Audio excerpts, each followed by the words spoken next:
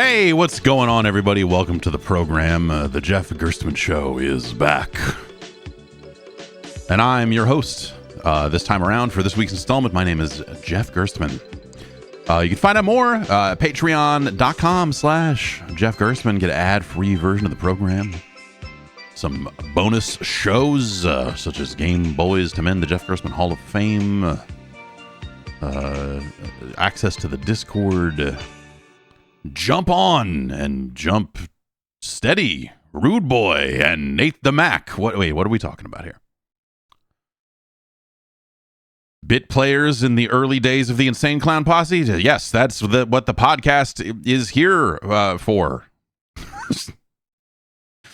And also, yes, an interview with Ed Boon that's up on this podcast feed, the audio feed. If you have not heard that yet, is that's on Patreon. That's also on everything, except for there's no video, so it's not on YouTube.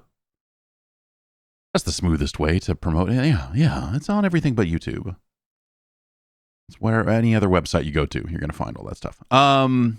Yeah, wow. So it's been a wild week since we last spoke in this context, and I have been off to see video games. I have played video games in person with these hands. These hands have touched controllers.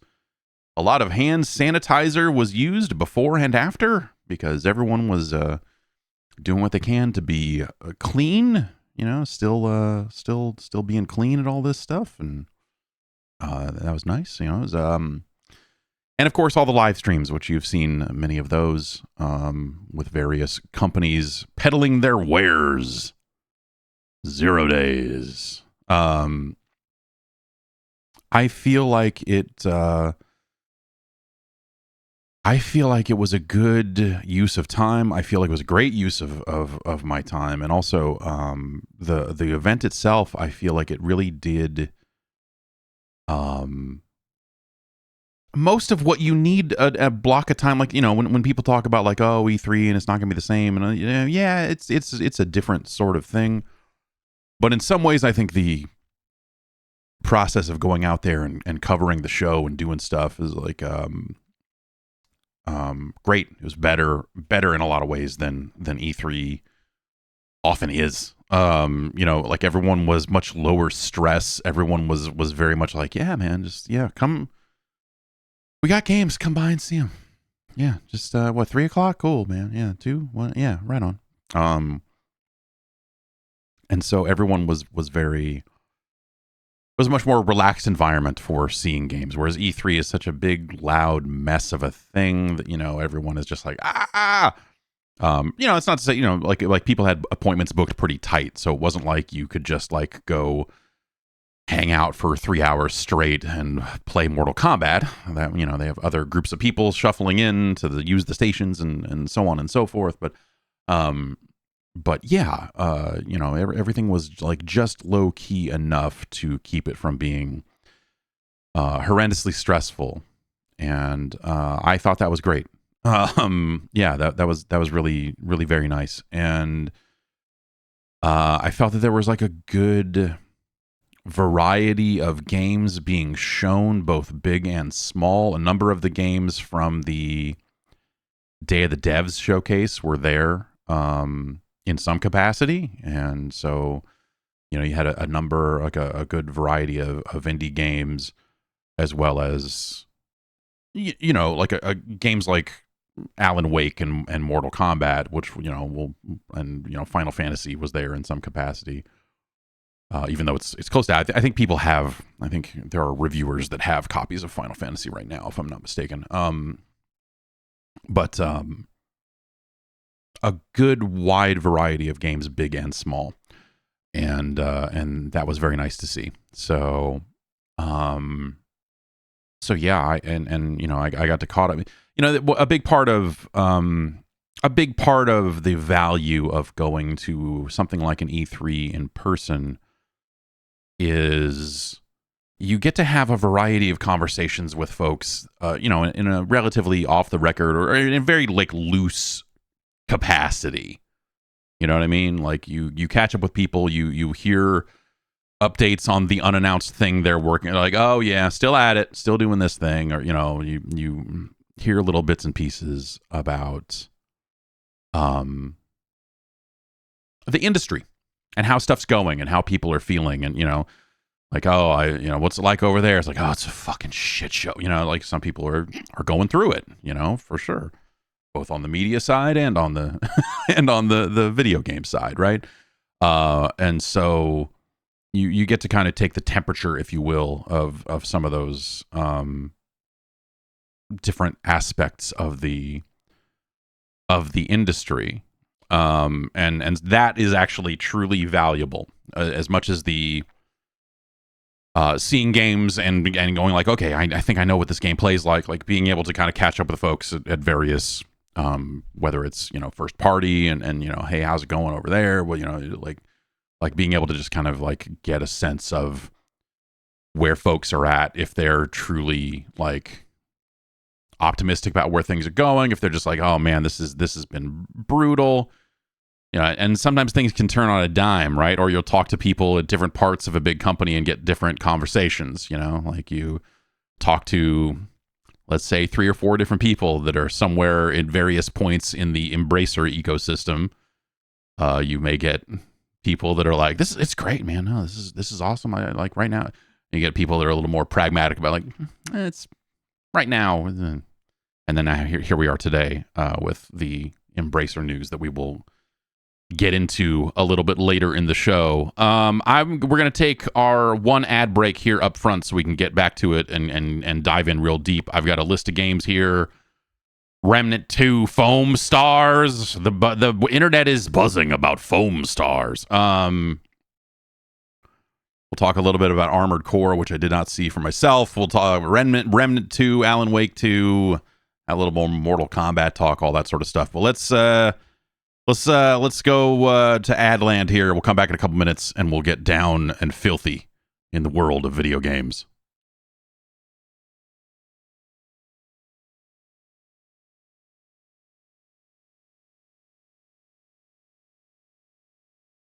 Everyone always talks about the number of hours of sleep you get a night, but sleep quality matters as well. If you're tossing and turning, getting too hot, too cold to sleep, that's not great sleep.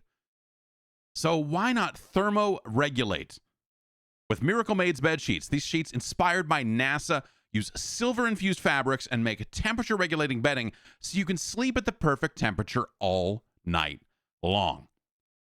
That's right. These thermoregulating sheets designed to keep you just right. Not too cold, but not too hot. Especially in summertime, it's getting too warm. You need some sheets that are going to keep you cool and also keep you clean. That silver infusion prevents up to 99.7% of bacterial growth, which makes them stay cleaner longer and fresher, 3 times longer than other sheets. That gets the stink down to a minimum and saves you on laundry bills and all that sort of stuff. But hey, they're also luxuriously comfortable, right? I mean, it wouldn't matter. It's like, hey, once you sleep surrounded by pieces of paper, no.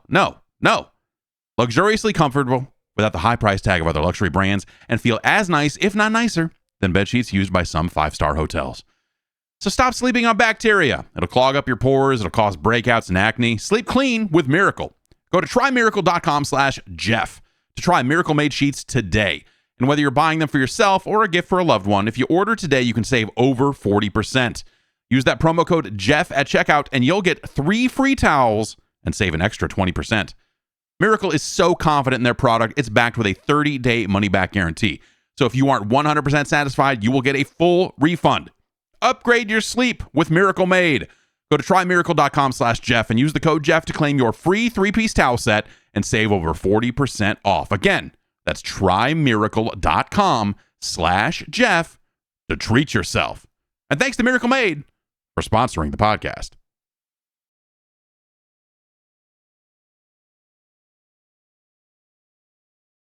Okay, we're back. And I'm going to try this. I'm going to find, someone sent me a case of this stuff, and I'm finally getting around to blueberry grape hint. It's energy water. And, I don't know, 0 calorie, other natural flavors, plus caffeine. but I don't see anything in here that says how much caffeine is in it, which is usually an indicator that it does not have very much in it. So I'm gonna crack this open and try it out. But yeah, let's get into the games here.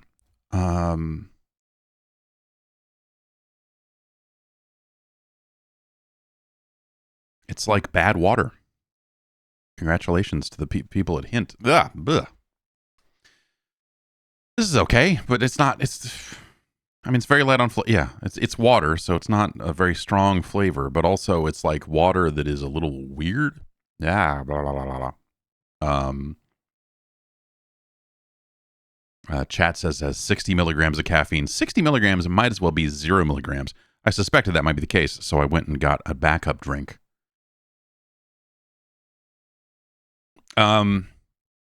So yeah,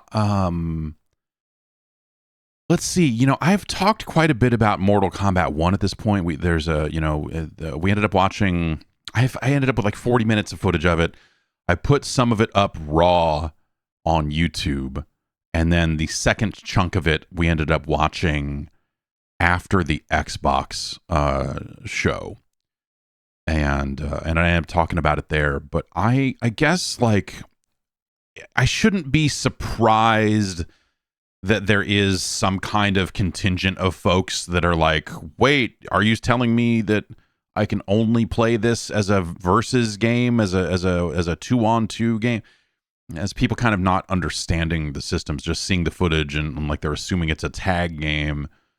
It is more like a Marvel versus Capcom 1, I suppose, if we want to get technical about it, is in that it is an assist game. It's still a one-on-one game. You're just kind of you're picking a secondary character that will give you additional moves at your disposal. And so how that works with the cameo fighters is that the R1 button is basically your cameo button.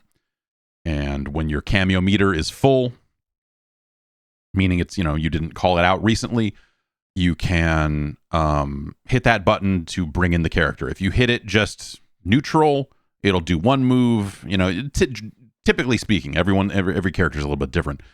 And then if you push forward in the button, it'll be something different. Back in the button might be something different. And then in some cases, down in the button with Jax, for example, did something different. And so that'll be, because they're using classic Mortal Kombat 1 characters in the playable build they were showing, it was Kano, Sonya, and Jax. Well, I guess Jax is MK2. Human Arms Jax is in there.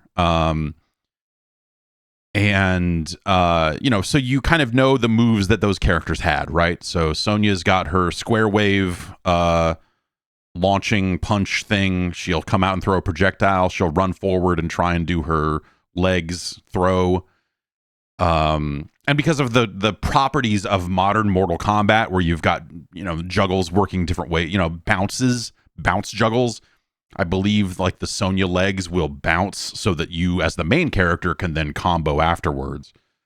And so it becomes, using the cameo characters offensively seems like it is really an exercise in giving you a bunch of additional tools that you can use to either start or extend combos. So in the situation of Kano's rolling ball, if you remember in Mortal Kombat 1, if you held down the block button when you did it, Kano would just sit there and spin in the air until you let off the button. And then he would launch across the screen, which was fun. They've kept that in this game. And so if you keep holding the cameo button after calling him in for the ball, he'll just sit there and spin. And it's up to you when you let off. Of course, the exposure there is, I think if you or the cameo character gets hit, he gets knocked out of the animation, runs away, and that also burns your cameo meter for a little while.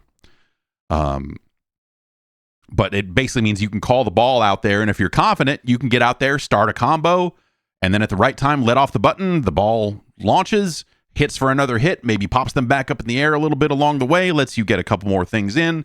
And so all of that kind of combines to make the game feel like expressive is the term that I think that a lot of folks have been using, where you feel like you can kind of make shit up as you go. And as you get better at there are more kind of canned combo starters and things in there that'll be like a triangle, square, that, those sorts of moves. But it felt like a good combination of those sorts of things. And so they're putting an additional focus on air combos. And I think that the air combo stuff, again, that could go both ways. I think I really never liked the Capcom's Versus games and the way that they did their launchers into air combos, because it felt like, oh, I've got to jump up here and then I've got to memorize a string because that's how the air combos work. And then and so this has a little bit of that. So there are cases like with Sub-Zero, if you launch him up and jump up after him, you can do a 3-hit air combo. I believe it's just triangle 3 times. And at the end of that, it'll knock him back down. You have a couple of options up there like that. And that's interesting because that's not normally, when we think about air combos in Mortal Kombat, it's usually juggles. It's usually like hop kicks and timing, like extreme timing based stuff of like, if I do this punch and then take 1 step forward, I can do a hop kick and then land in the slide, whatever it ends up being. There's crazy stuff like that over the years. You go back and watch some of the Ermac combos in Mortal Kombat, in Ultimate Mortal Kombat 3. There's wild shit. And future games in the series would go on to have wild shit along those lines as well. And so this feels like an interesting combination of those two concepts, where you've got a little bit of the, animations that kind of combo together in a hit string, as well as the kind of more normal Mortal Kombat kind of juggle combos. And they have combo breakers in there that use the cameo, and so the cameo meter and your own meter end up being used for a variety of things. The thing the cameo can let you do, if you're in the right situation, you can even use a combo breaker to break out of a fatal blow, which is their supers. It's the X-ray, the supers in that game. You can break out of even those if you have, I think you might have to have 3 bars of meter and your cameo meter, and the cameo can't be out already. So if your cameo is out there when the move starts, he's already out there, so you can't call them out there, basically. So there's a lot of consideration about when the right time is to use that button and all of that stuff to call out your cameo fighter. And I think that stuff is really engaging. And also, it opens up the game for just a ton of extremely exciting nostalgia. The footage that they showed, I need to see if that footage is out there. Because they showed us, they sat us down and walked us through the systems and showed us some kind of, it was a video, but it was like, here's some gameplay. And they're like, and now here's our closing video that had some fatalities in it, and which all the fatalities are in the. But, they showed Stryker in that footage as a cameo. And so I need to go through and look and see what they, make sure that all that footage did make it out there, because I don't have that footage. But a good, interesting, like, kind of landscape for them to then fill with a bunch of fun references across the game. And the impression I got from talking to folks there from NetherRealm is that, like, these nostalgic references will lead to situations where you could have, and it sounds like you will be able to, in fact, have Sub-Zero as your main playable character and then Sub-Zero as your cameo. That's not to say that the playable characters will also be cameos. I don't think that's the case. But there have been like 20 Sub-Zeros over the course of this franchise. Not necessarily different people, but, like in terms of how they play and whatever else. And so you'll have a situation where, I assume a Mortal Kombat 1 Sub-Zero will be in there, but you will probably also, I suspect you will get an MK3 Sub-Zero with the sky ice, the air ice that falls down, and maybe he'll do an ice clone, even though the playable Sub-Zero does an ice clone as well. So, because there have been iterations on some of those characters, I would expect that there will be situations where you'll get like multiple Sub-Zeros. You'll probably get like a human spoke. Well, Human Smoke doesn't really have that much in terms of like moves of his own. Well, no, I guess that's not true. I'm thinking about MK3 Human Smoke, but when they later on they gave him more of a move set. So I would assume that we get robot Cyrax, and maybe you also get a human Cyrax, or at least the situation is such that would be totally normal and absolutely in step with the game they're making. Is my point? To have multiple Sub-Zeros, to have like those sorts of things. And so I think that's fun. That's a good, fun, nostalgic way to kind of bring back some of these costumes and characters' moves, and also fatalities, because the cameo characters do have finishers. Without having to like go, oh well, we're only going to have 3, 2 fatality. I don't know the actual number of fatalities that the playable characters will have.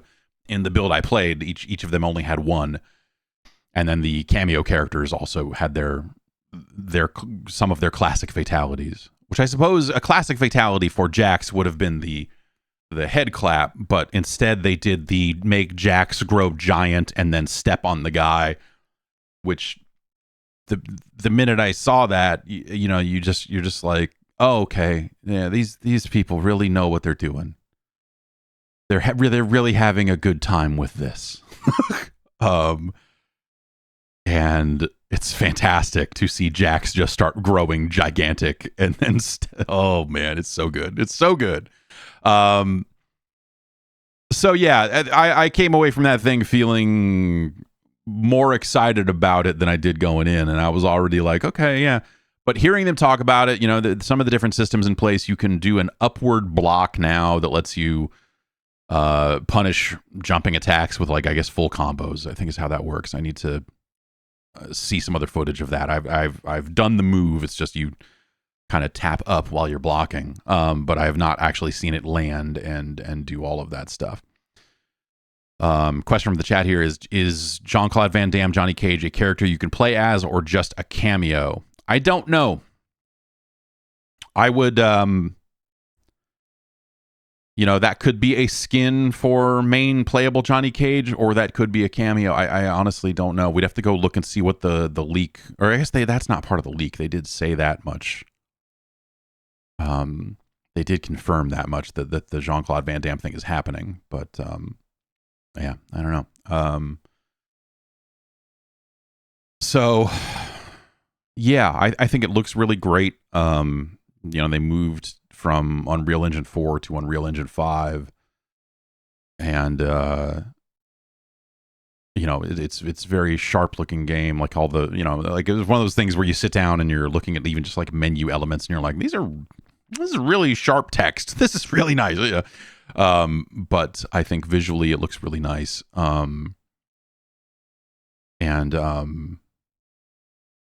Did they never move to UE4? I thought they moved to UE4 and a while ago, but yeah, was it just custom UE3? It's entirely possible.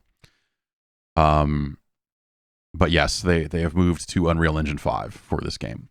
And so that's, if you go listen to an interview with Ed Boon, he talks about that. And if you want to know why it took so long for this game to come around, it is not just a pandemic. It is also the part where they totally like overhauled all of the tech behind it and had to hook up all of their custom weird stuff to a new version of the Unreal Engine and everything else. So it sounds like that there was just a whole lot going on behind the scenes to make that game happen. And and now it's out in like 4 months or something. So yeah, I'm very interested to see how many characters they launch with, both from a playable but also from a how many cameo characters are in the game, right? Because since they only do a few moves, and theoretically maybe it's easier, but anyway, it is an interesting. Yeah, they're going in some interesting directions. In some ways, it feels like a greatest hits kind of game, because they are rewinding time again, and So you do get the chance to retell a lot of those stories and revisit a lot of those origin stories and change them up in different ways. Talking with Ed Boon, it sounds like that Outworld is not the like horrific wasteland that it is traditionally shown as, which if you remember some of the endings in some of the old arcade games, there were variants of Outworld where it's like if Katana wins or something, it's like, oh, it's nice again. We got rid of Shao Kahn and Katana's parents are back running it. There's versions of Outworld that are not a nightmare, I guess. And yeah, I hope that, yes, exactly. I hope that by the time they're done with DLC and everything else with that game, that there's like 80 or 100 cameo characters in it, right? Where they're just like throwing them in. They'll have guest characters probably show up in that capacity if we trust the Amazon Italy leaks or whatever. Then there were some DC characters on that list already. But also, I hope that we get just insane deep cuts. And I talked to multiple folks there who said like, hey, we think people are going to be really surprised by some of the fucking weird, like that there's some deep cuts in this video game for sure. And so I'm excited to see all of that, because I do think that, it seems like they're going to tap into that PS2 and Xbox era of Mortal Kombat that doesn't get talked about. Or even like, Mortal Kombat 4 or something. Does like Reiko show up in this Kai? Everyone's favorite Mortal Kombat character, Kai. Does he show up in this thing somewhere? Like maybe, I don't know.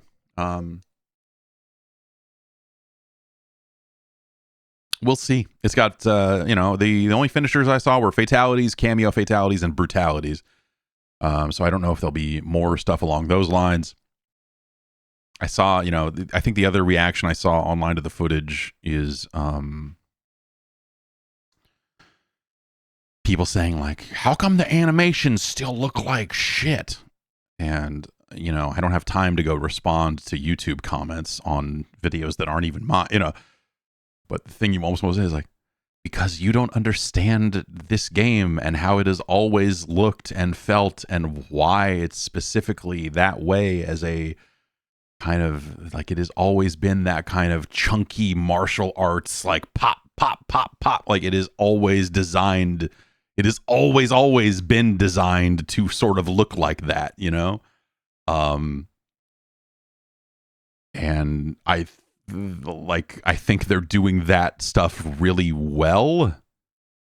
I don't know. That's always one of the thing that's like a core Mortal Kombat thing, and I've never thought that it looks bad. It's just I don't understand, but it's like a stylistic choice that they have made with that game all along. And yeah, I don't know. But it is what it is. We'll see. The dumb thing is now is like, because this game kind of sets up as like this sort of greatest hits kind of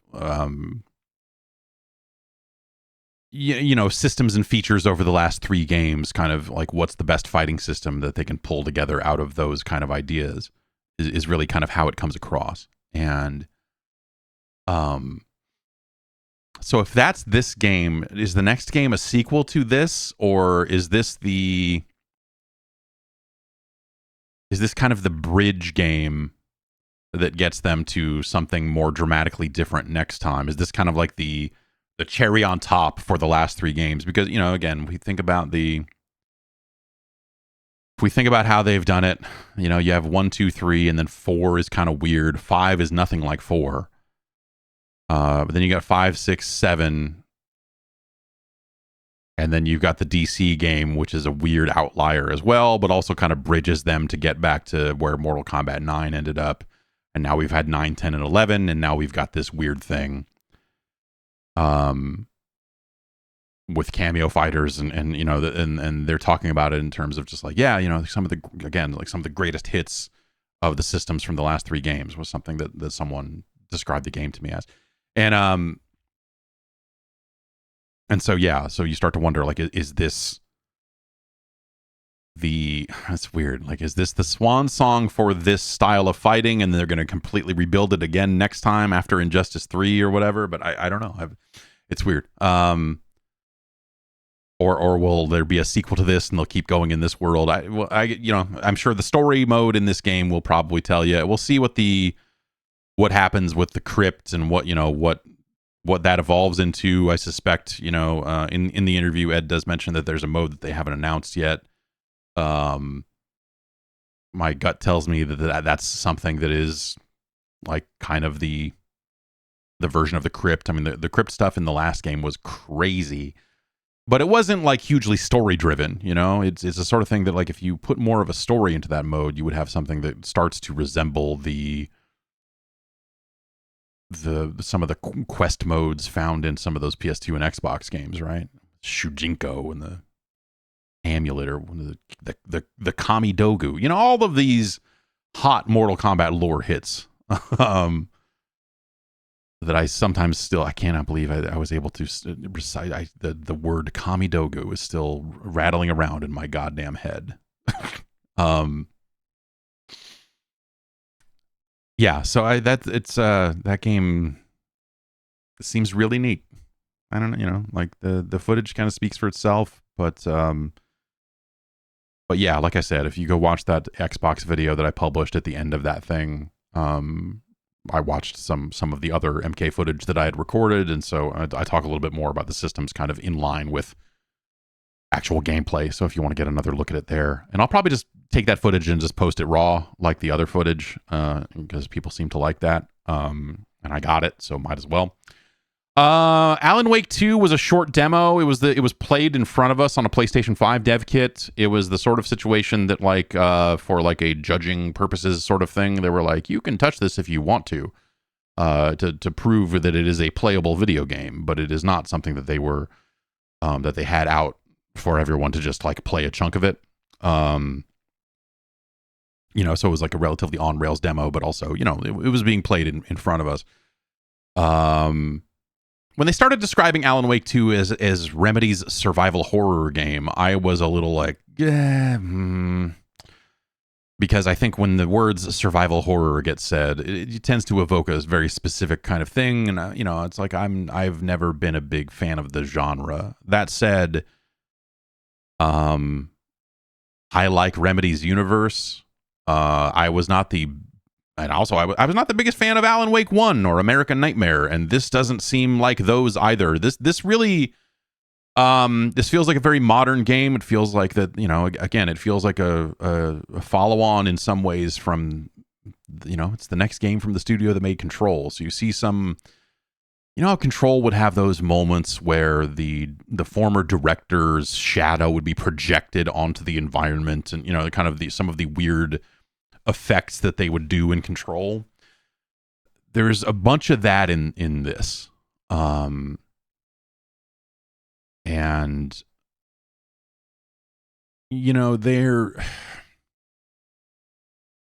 I'd like to talk to them directly at some point about David Lynch and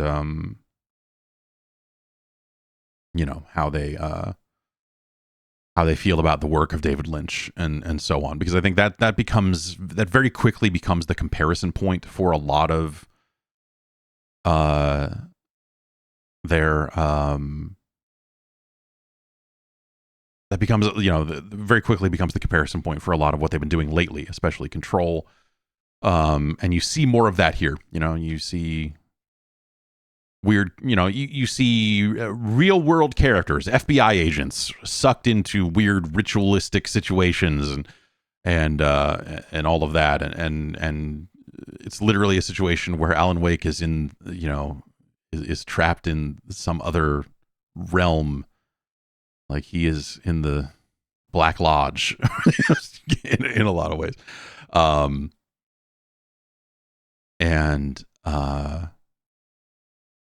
Yeah, but so, they talked a little bit about the game. It's going to be a game where you can swap between two characters. They have an FBI agent named Saga.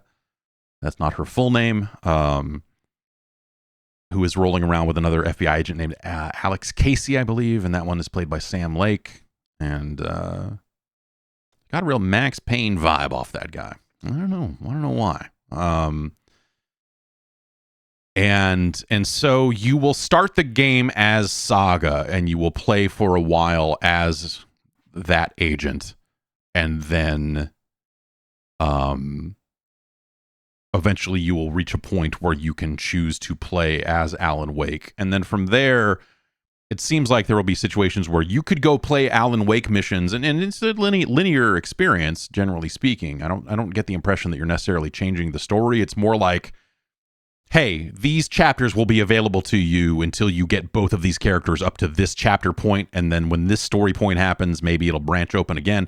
But like basically you could go play all the Alan Wake missions, finish them, and then go play all the Saga missions. Not necessarily up to the end of the game, is at least the impression I got from the demo they gave, where it'd be like, oh, maybe when you get to the point where you can play as Alan Wake, maybe you can play chapters 3, 4, and 5. But then you can't play Alan Wake Chapter 6 until you go back and play Saga Chapter 3, 4, and 5.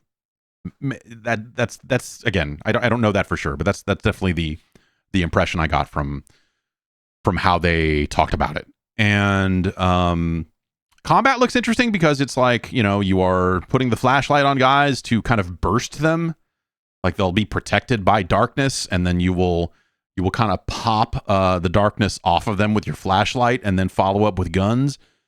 And that stuff looked really neat.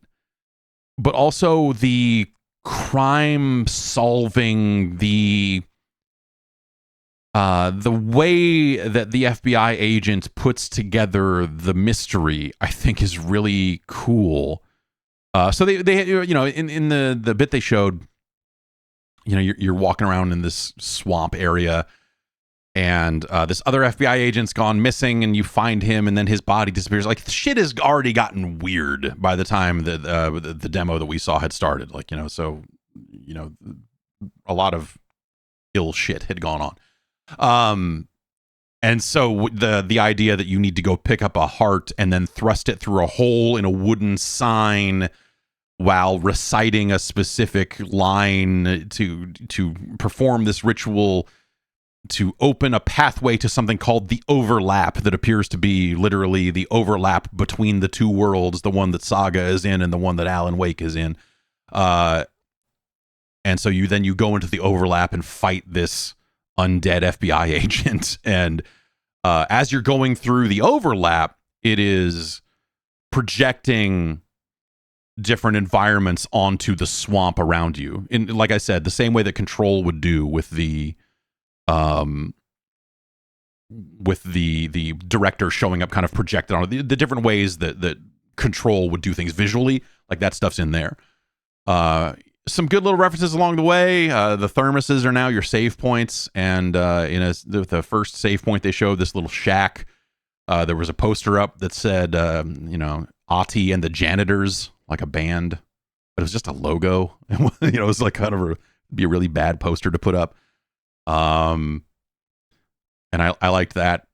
I like Ati. I just played some more Control recently, so it's that dude is fresh on my mind. So the other thing in this game is, because you're solving a mystery, sometimes you need to think about things to advance the story. You need to sit there and look at the evidence. The Saga, the character, needs to stare at the evidence for a while and come up with a solution. And so they've manifested that in basically the pause screen is called it's your mind place. I keep wanting to say Mind Palace because I think that's a better name, but I believe it is called the Mind, And so you can basically go to this sub-screen at any point, and it is the inside of a cabin. And in there, you've got the manuscript. You're finding Alan Wake's manuscript pages along the way. So, the crux of the story is you are finding pages of a manuscript that are written about you, Saga. And so it's like, Saga did this, and and then you're finding this and then doing it, and that's how you're learning how to do the ritual, and so on and so forth. And so there you've got a wall where you've got photos and other clues that you found, and you're kind of stringing those together and putting them on the wall to try to come up with these solutions. You can also sit down and kind of ask yourself questions like, where is this FBI agent's heart? Where would it possibly be? And if you sit there and think about it and ask the right questions, she will just go, it's in a fridge. It's in a fridge at the general store. Which seemed a little weird, but also, the way that it's put together makes logical sense that she would come to that conclusion. And that's a really neat concept in the context of this type of game, right? Where you can kind of go away to inside your brain to think about the case and ruminate about the clues and everything else. I think that's a really neat concept. The way they implement, it's not the first piece of fiction to have something like that, but the way it's implemented in the game, I think, is really slick. I guess that's overall that's kind of the thing I would say about it, is that it all just seems very slick. At the end of it, after you beat the demo ends with you beating the undead FBI agent, and then you encounter Alan Wake, and you can't really understand him. He is somehow on the other side of this overlap, and so his words aren't coming through. But then he washes up on a beach, and you find him, and you're like, "Who the fuck?" And Saga's like, "Who the fuck are you?" And I'm like, "My name's Alan." He's like, "You've been missing for 13 years." I was like, it looks fucking rad. I'll say, hey, they were running on a PS5 dev kit. They're not out for a while. And so optimization wise, when they were in combat, it got a little framey, but the game's not done yet. Optimization happens late, so hopefully they'll get it there. But I think this looks like a fantastic game, and I think it's something that even as someone who did not connect with the original Alan Wake in really any way, shape, or form, I think that it seems outstanding. What they showed looked great. I don't know if this is a demo they're going to put out for people to play ever, or I don't know that they will. I don't think that they. My gut says that this was a build of the game that they brought and said, check this out. And not something that they're going to polish up and put out. So they didn't show any playable Alan Wake in what they showed us, but they did say outright, yes, you will play a large chunk of the game as Alan Wake. And so I like I think Control feels like a much more action-oriented game than this does, just for like a point of comparison. Obviously, the survival horror game is going to be a little different than the kind of third-person action of Control. But I think that even though the source of the weirdness is coming from a very different place, or maybe not. I mean, I don't know. They like the shared universe, right? So, but it seems to be a very different type of weirdness in this game than the weirdness in Control. Not entirely dissimilar, but what am I going with this? I think that there is a shared. I think my love of Control is paying off. Like this seems like a game I will like in the same way that I liked Control, but for maybe different reasons, because it is a different type of game. That's kind of how I came away from it. Even as someone who did not like much about Alan Wake 1, they are not making Alan Wake 1 again. That remaster's out if you want to play that. That's a different type of thing. And obviously, we'll see. Will they pay off any of the kind of Alan Wake references that were in Control? I don't know. They do seem to want to put all of the universes together in some way. So,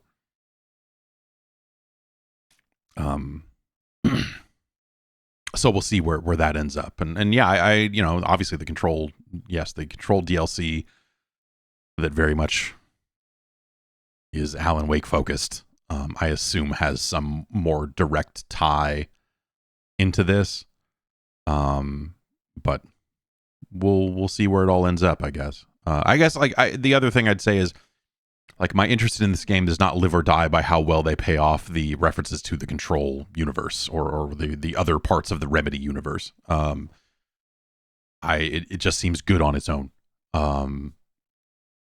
And yeah, I was very impressed with it. Very, very impressed. But Let's see. Gosh, what else? I played some Remnant 2. I did not play much Remnant 1, so some of the additional features were maybe lost on me. They seemed very excited about the mini-map in the game, and I will say that the mini-map in the game seemed very good, as well as the full map and being able to get a sense of where you're going. If you don't remember, Remnant 2 is sort of a Souls-like with guns. It is kind of class-based, and you will play as one of those classes and go through these environments. You know, there are big crystals that serve as your bonfires. You have a health recover, like a dragon heart, I believe it is, that serves as your Estus flask, and they are kind of making one of those. Yes, Porin Marin says the first game's minimap sucked. I will say that the minimap in this game seems absolutely solid and serviceable, and you can call up a full map and rotate it around in 3D and all sorts of stuff, and look at the environment and do everything. They've added new biomes. The game will play out differently when you play it. There is a set adventure mode that I think will set the biomes in a specific order, but they will kind of piece together the biomes in different orders every time you play, so you will have a different flow, a different experience than other players may have. So when you play co-op and go into the host's world, you'll be in their world doing their sort of stuff. The character I played at has a big old sword and a shotgun and then a pistol. And so up close you can, play the stamina game and, like roll out of the way and do big sword stuff. But also you just have a gun. But bullets are relatively limited. You will find bullets in drops from enemies sometimes, but there's also the aspect of like, oh, well, if I go back here and rest at this big crystal, my ammo will be refilled as well. Classes were along pretty standard lines where you've got kind of a pet control class, a healer, a big tanky kind of guy. There were four classes in the build that I saw. You will be able to multi-class in this game, which sounded kind of cool. I'm not sure if that's a Remnant 1 thing, but you will get up to a certain level with your main class, and you'll be able to take on a secondary, and be able to use some of their active abilities and such, if you so equip yourself, which I thought was sounded pretty cool. I thought it looked pretty nice. Are there corpse runs? Not that I saw. I died a couple of times, and it just, you kind of respawn and keep moving. Didn't seem like I had to go back and recover a currency or XP or anything like that. But it's entirely possible that there was a meter draining and filling that I was not seeing while I was playing the game. And yeah, I guess I came away from it thinking like I should play some Remnant 2 when that thing comes out. It looked very nice. They were running on PC, and yeah, it looked very sharp, felt very snappy on controller. And yeah, I definitely came away from it going like, okay, yeah, I for sure want to see some more of this. Remnant 1, I remember seeing before it came. I think I primarily played that game before it was out at events and such. I don't know how much time I actually spent with the full version of the game. But man, maybe I should go back and take a look at that first game. That might be fun. Square had Foamstars. I played Foamstars. Played me some Foamstars. They build Foamstars as a game from the studio in Square that is responsible for games like Dragon Quest and Nier, which is just a really funny lineage. When you think about it. Foamstars, if you remember from the trailer, Foamstars is the game that looked like a bootleg Splatoon. And Foamstars is a bootleg Splatoon. Not feature for feature, but there are some similar concepts in there. It's a foam party. We were playing 4-on-4 matches in a mode called Smash the Star. And basically what this was is when, each team has a set number of lives or set number of respawns. And once your team has respawned 7 times, it takes the best performing player on the team and marks them as the star. and then the other team has to knock out the star player to win the match. And so you could have and the star player gets buffs and benefits to make them a little bit more survivable. So you can have, theoretically, you could have big swings where you're like, your star is out there exposed on the field, but you get the kills you need to expose the other team's star and then take it to them and kill them. Kills in this game,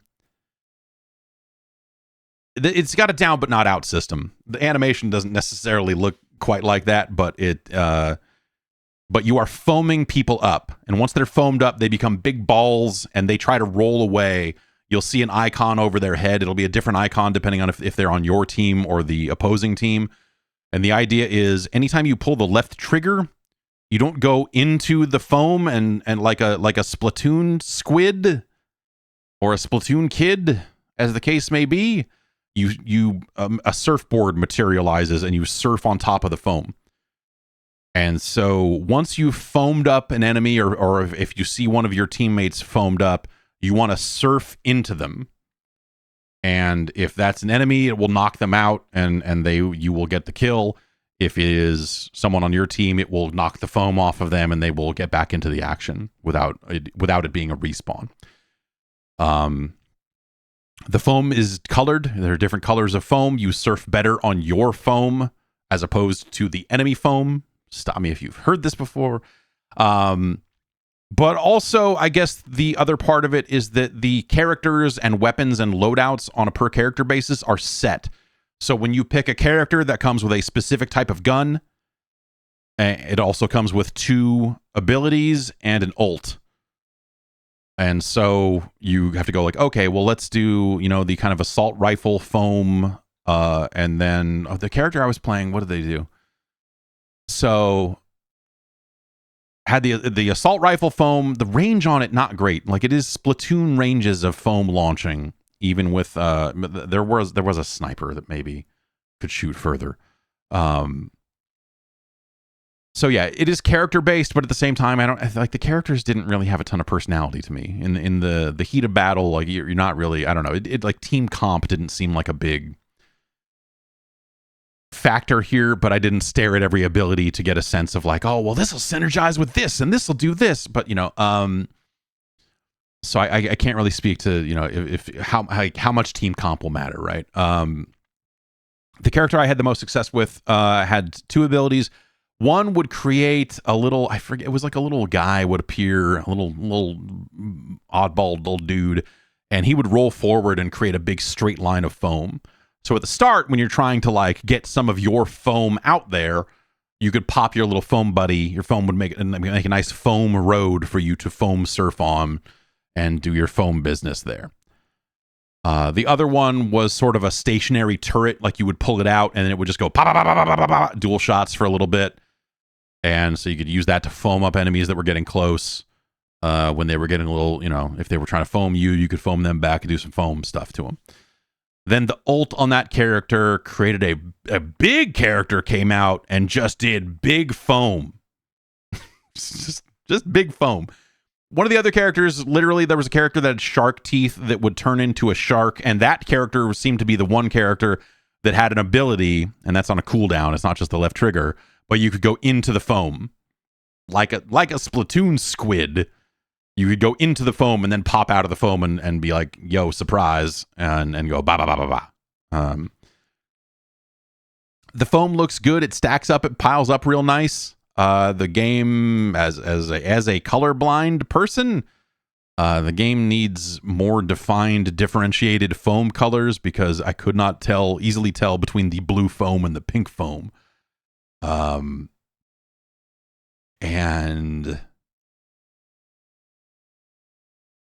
we played like 3 rounds of that, and that was it. The map was very plain. Like, it's stylish. Like, it's supposed to be like this Las Vegas looking, like, you're invited to the VIP foam party. So let's get foam up, foamy, foam out. But the map itself had like in the center of it, there was kind of a big, a fountain-like structure or something like that, if I remember right. But, there's kind of like a couple of things in the middle that you would have to like move around, and a couple of other high points. But like generally, it was just kind of a flat arena. And so you would just get out there. It was like a flat kind of football shaped arena with a couple of small features in it. And yeah, I don't know. So I don't know, if there's other maps that are, going to be more, I assume, you have other maps that are more elaborate or what have you. Good looking foam. You shoot a lot of it. You run out of foam, you got to reload. You don't ever seemingly run out of reloads, but you will run out of liquid and have to reload your foam guns for more foam so you can keep shooting foam. It doesn't seem like it's doing, and maybe there'll be modes that are more territory control where, the amount of foam that you shoot out there is going to determine if you win or lose, like a Splatoon kind of territory battle sort of scenario. But because you move better on your own foam, even without it counting up, what percentage of the territory you took, you do want to keep shooting foam whenever you can to make sure that your foam is getting out there over the top of their foam, because you want to surf on your foam, because you can't really surf on their foam. So that led to some situations where you'd see some guys foamed up and you want to surf over there and foam them. And because and this is probably where the color blindness comes in, I found myself trying to surf on enemy foam all of the time. And you don't move. You do not surf well on enemy foam. You got to be on your foam. You want to foam up with your foam and keep the foam going out there. Shoot as much foam as you can. And with the character I was playing that had the little foam road thing, you could store up 2 charges of that, so you could have really big straight swaths of foam. And so you could always be laying down hot foam all over the place, and you want to keep it foamed. They did not have much to say about the release plans for this game, insofar as, is this game going to be free to play or not? It did seem like a game that would have an item shop of some sort. The build that they were showing us seemed like it might have had something like that in there, but they didn't really. They just sat us down and said, play it, and didn't really get into how it will be available, like that sort of stuff. It is coming to PlayStation 4 and PlayStation 5. I feel like this game could be successful as a free-to-play game. I feel like it could be successful as like some kind of low-cost thing. I don't get the impression. I just like I think Square will screw this up and charge too much money for it, and that'll be that, and no one will play it, and it will vanish and go away. I think that's a very real possibility. But I think if they put out Foamstars and they're like, this is $15, this is $20, or hey, but get a, it's, if this is a PlayStation Plus game at launch and then they charge $20 for it the following month or whatever, I think it could carve out something. Because remember, especially when we think about worldwide, like, you remember that Splatoon sold a fuckload of copies, especially in Japan. But also,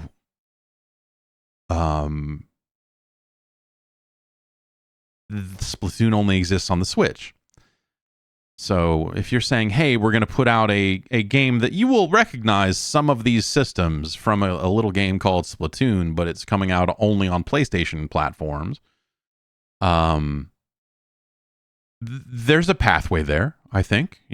If you want to, if you're not into the ink and squids, if you're more of a foam kind of guy or lady or person, and you want to experience the madness of foam, then I think Foamstars does have some amount of potential. It was fun, it was fun in the 3 rounds I played, Like I sprayed my foam all over the place. I made a big foamy mess. I eventually settled on a character that I was doing well with, and I was the star in 2 of the 3 matches we played. So I was like, okay, I'm kind of all right. I'm kind of getting it done here. So yeah, I don't know. Foamstars. It seems absolutely acceptable. It seems like a fun thing, whether that's long-term fun or short-term fun. I simply cannot tell you. But I can say that, like, for something that, like, I think a lot of people rolled their eyes at the trailer and just went like, Foamstars, look at this busted ass Wish.com Splatoon ass video game. There's certainly something to it. You know, it's better than that. It's better than it showed in trailer form. But will that foam have legs? Depends on how many modes they have at launch. Depends on the character variety, like the map variety. You know, so many sort of things that we really don't know right now. It looked like maybe they'd be like, what, 12 or 16 characters in the game. They had, I'm going to say, somewhere around 8 or 10 playable characters in the build, but there were some question marks on the character select screen. So we'll see. I don't know. That feels like a very difficult needle to thread these days, in terms of, like, you know, you're making kind of a fun, lighthearted, third-person competitive shooter, and how is that going to hit the market, and what else is out at the time that it ships, and, you know, like, it could have a window where it catches on and becomes something of a success, I'm sure. But again, you know, there's so many factors, some of which are totally external to the game itself, that it's kind of hard to say. Tommy Dingo asked, do the character designs allow for licensed characters a la Fortnite? You could.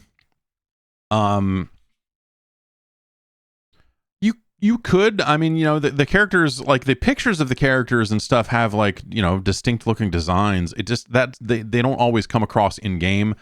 I think because you're so busy foaming it out and foaming it up that you're not really looking at the character, and you're looking at the back of the character all the time. And so you don't see, like, oh, this character has like a really colorful plague mask on. Is that what that is? I don't. And then this guy's got shark teeth, but I can only really see that on the little picture that they've printed out as a fighting game move list and taped just underneath the TVs so you can see what the abilities are. So yeah, I don't know how expressive those characters actually are in game. I did not really get a sense of them one way or the other while I was playing. So yeah. A couple of platformers. One good, one Disney Illusion Island. They were showing that on Switch. I think that game looks really great. I think the art style is really nice. I will always be something of a sucker. Like, if you're going to make a Mickey Mouse game and you are going to work the word illusion into the title of your game, then I'm going to at least go until it comes out. And we'll kind of see how the final version is, but it's I think feels pretty good. I really like the look of it. And I'm definitely looking forward to seeing more of it. Sonic Superstars is the other. Yeah, do my kids like Mickey Mouse? Yeah, my daughter likes Minnie Mouse. And so yeah, I could see her being potentially interested in this, but maybe I think the gameplay would be a little bit beyond her right now. But that could be something that maybe she is interested in at some point. Sega showed Sonic Superstars. I did not put my hands on this directly, but I did watch it be played. You know, this is a 4-player simultaneous Sonic the Hedgehog game. And it's, you know, I think, like, conceptually, when you look at it, you go like, oh, is this like New Super Mario Brothers but for Sonic? Like, that seems to be the vibe coming out of that thing. And they've got, you know, people that worked on the classic Sonic games in that, you know, like, working on it. That's the positive way to look at RZest's involvement in the game. The other way would be to say, wow, you got some folks that worked on Balan Wonderworld to work on a Sonic game, huh?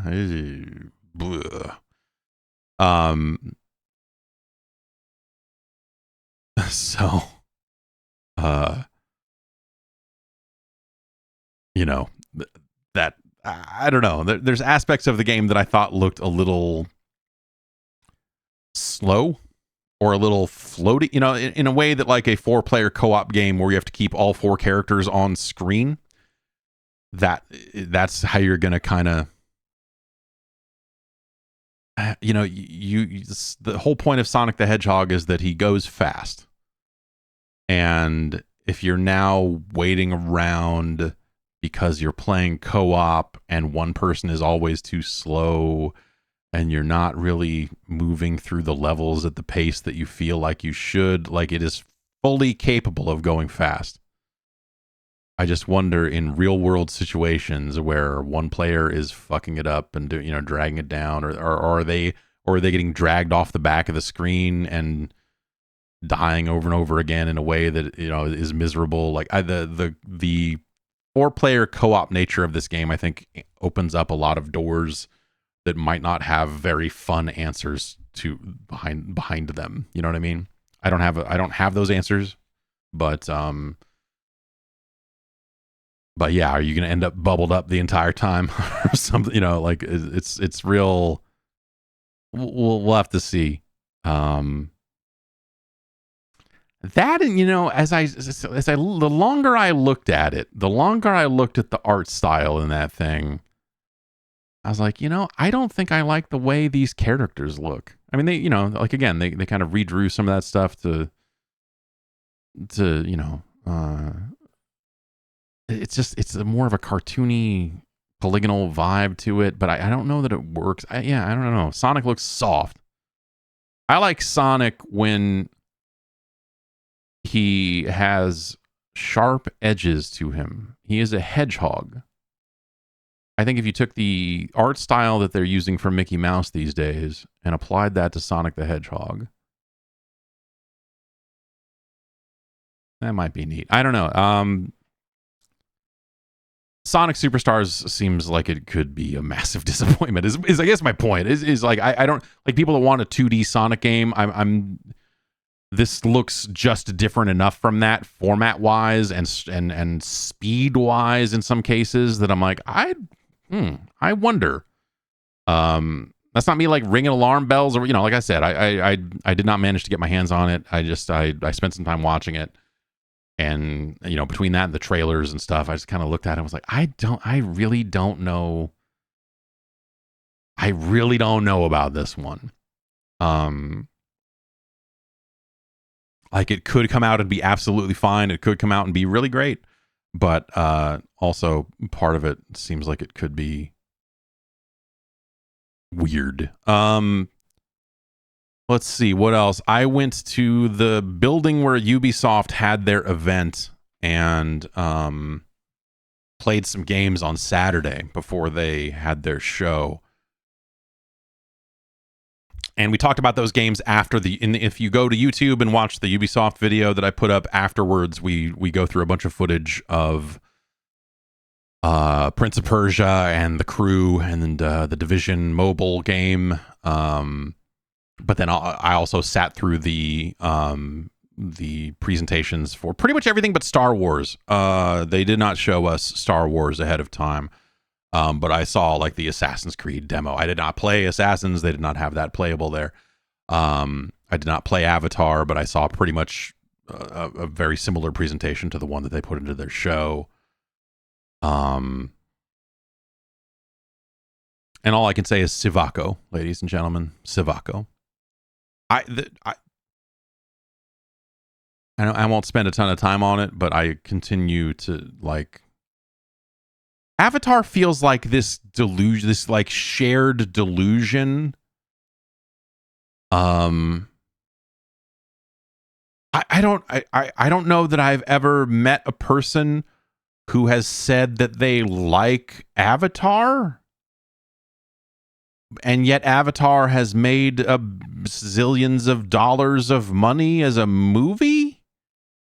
And then a zillion years later, they made another one. I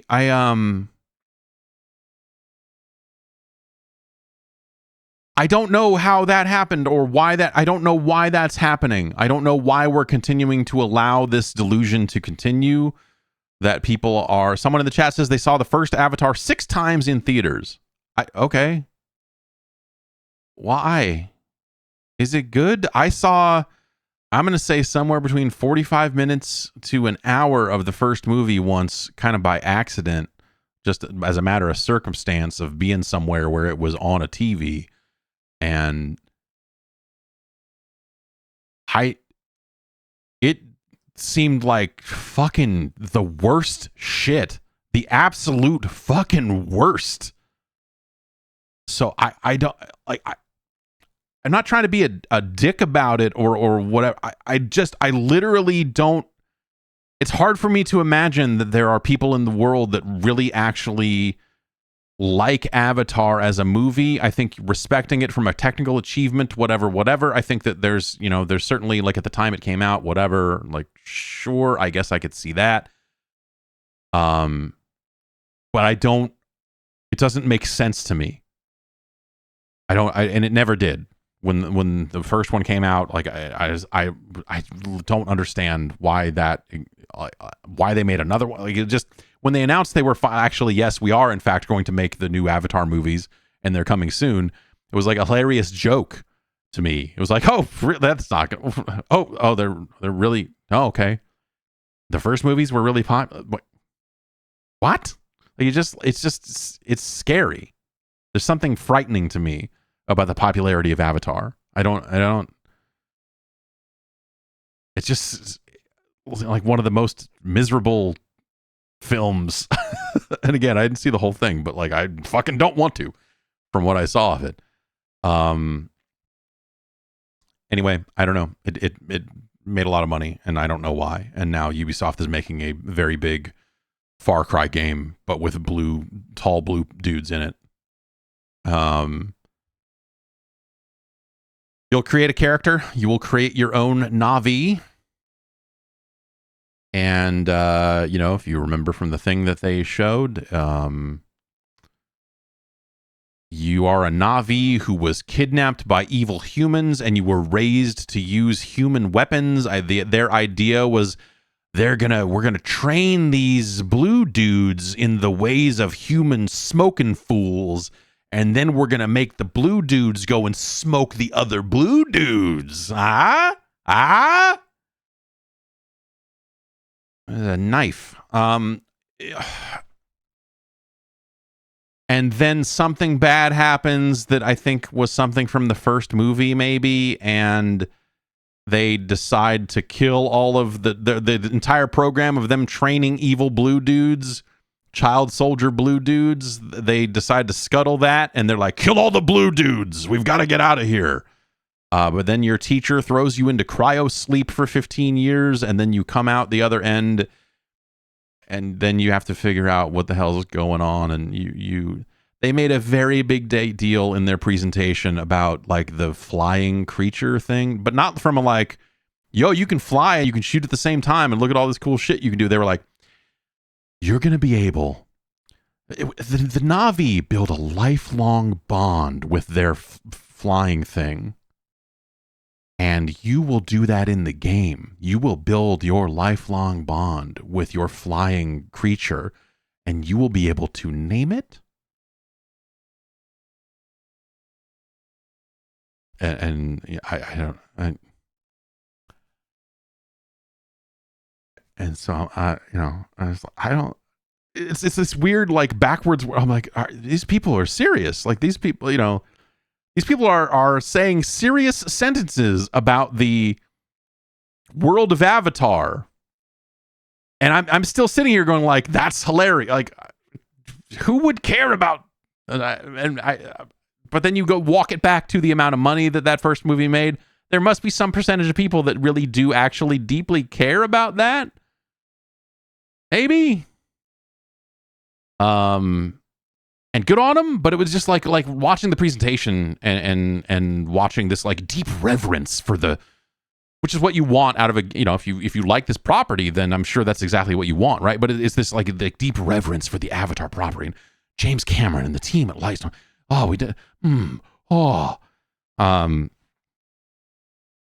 Was real nuts to me When I look at the game, it looks like a Far Cry game. But you're a giant blue dude or lady, I guess. You make your own, and you can play 2-player co-op. And you will go out there and you will craft things, better weapons and gear. So I assume that means a bigger pouch to hold more arrows and all of like a lot of the same stuff that you would expect out of a Far Cry game. Seemed like the sort of stuff that they were going for here. And because you are removing pollution from the land, you are, these human bases are spewing pollution into the world. So when you go and blow them up, they will get overgrown with plant life, and the nature will reclaim the area, the pollution will go away, and that will then improve the quality of the items that you can harvest in that part of the world. And they made sure to, it's not going to be a game where you're walking around picking up everything. And getting all of these crafting materials and whatever else. They were like, no, because that wouldn't be true to the world of Avatar. Instead, how you harvest the item will determine the quality of the item. And that is how you will only take what you need from the environment. You will not hoard things. And I'm sitting here in a room full of people and just like looking at it and like, really? I'm like, this is, okay. Like, make your blue dude game, but whatever. I don't know. It's, like I said, there are a lot of people who really like it, and I'm sure that they will be psyched by some of those aspects of the game. And,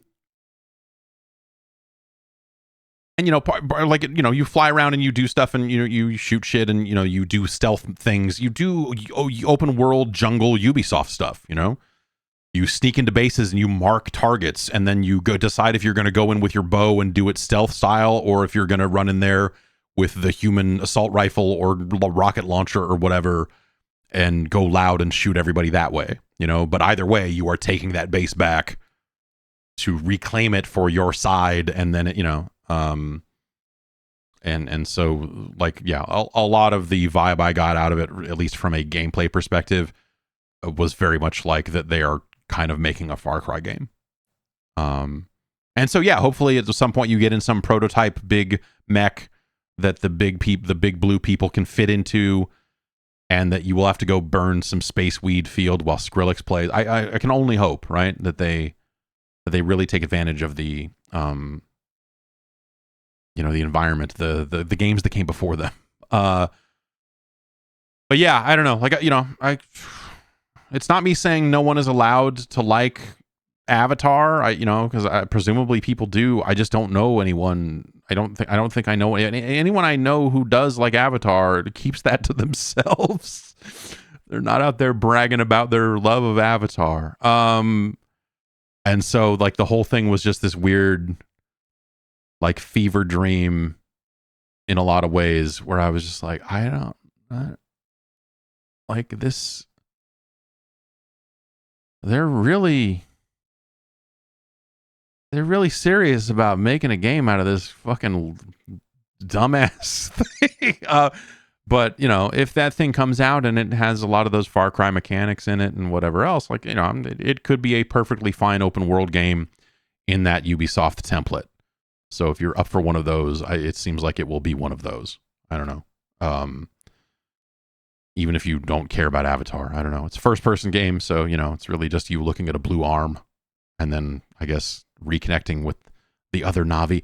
Reconnecting with your roots as a Na'vi who was raised by humans, a child of two worlds. Yeah. I don't know, man. It seemed very silly. Seemed like a very silly thing to be very serious about, and they were very serious about it. And good on them. You have to be. If you're going to make that game, you have to be very serious about it. You can't be like, I don't know, you fucking blue dudes. If I was making that game, I would not make it well. I would be like, yeah, Sivako, motherfucker. Yeah, sure. They let people play the Prince of Persia game that is, I believe that's out early next year, right? The 2D side-scrolling Prince of Persia game was it? Dude, the subtitle of this game completely escapes me. The Crown of Throne Crown. Prince of Persia Throne Crowns. I am the Lost Crown. The Lost Crown. I guess that makes sense because the Prince of Persia is lost and you're finding the prince. I had a really great time with this demo. I think it looks really nice. I think that they had a pretty sectioned off part of the world. They started us off kind of just post the tutorial and had a custom build of the game that had a bunch of shit locked away so you couldn't see it. But I was able to get in a boss fight and walk around and kind of do things. And I think that a lot of the mobility is really fun to engage with. It's a lot of stuff like, you're doing wall jumps into flips, into grabbing a pole and flipping off of that and going up here. And, you'll have drawbridges that you can lower, but if they're raised, you can use them for wall jumps. And so you'll have kind of scenarios where you have to like wall jump your way over it to get to the other side to lower it so that you don't have to do that ever again, in a shortcut kind of way. But I thought a lot of that game felt really nice. It's got a real kind of melee combat focus to it. So it's sword combat. On the left trigger is a parry with a really wide window, so not a particularly difficult parry to pull off. And so you can parry most normal attacks coming your way. You can bat arrows back at the people that shot them. Some enemies will have attacks where they really kind of wind up for them. If you parry those, there's a kind of a little quick animated flash and all, you're kind of parrying these major attacks. Those will do more damage. Even in the boss fight, you were able to parry some attacks and you're parrying this big chimera looking fucking lion scorpion thing. Manticore.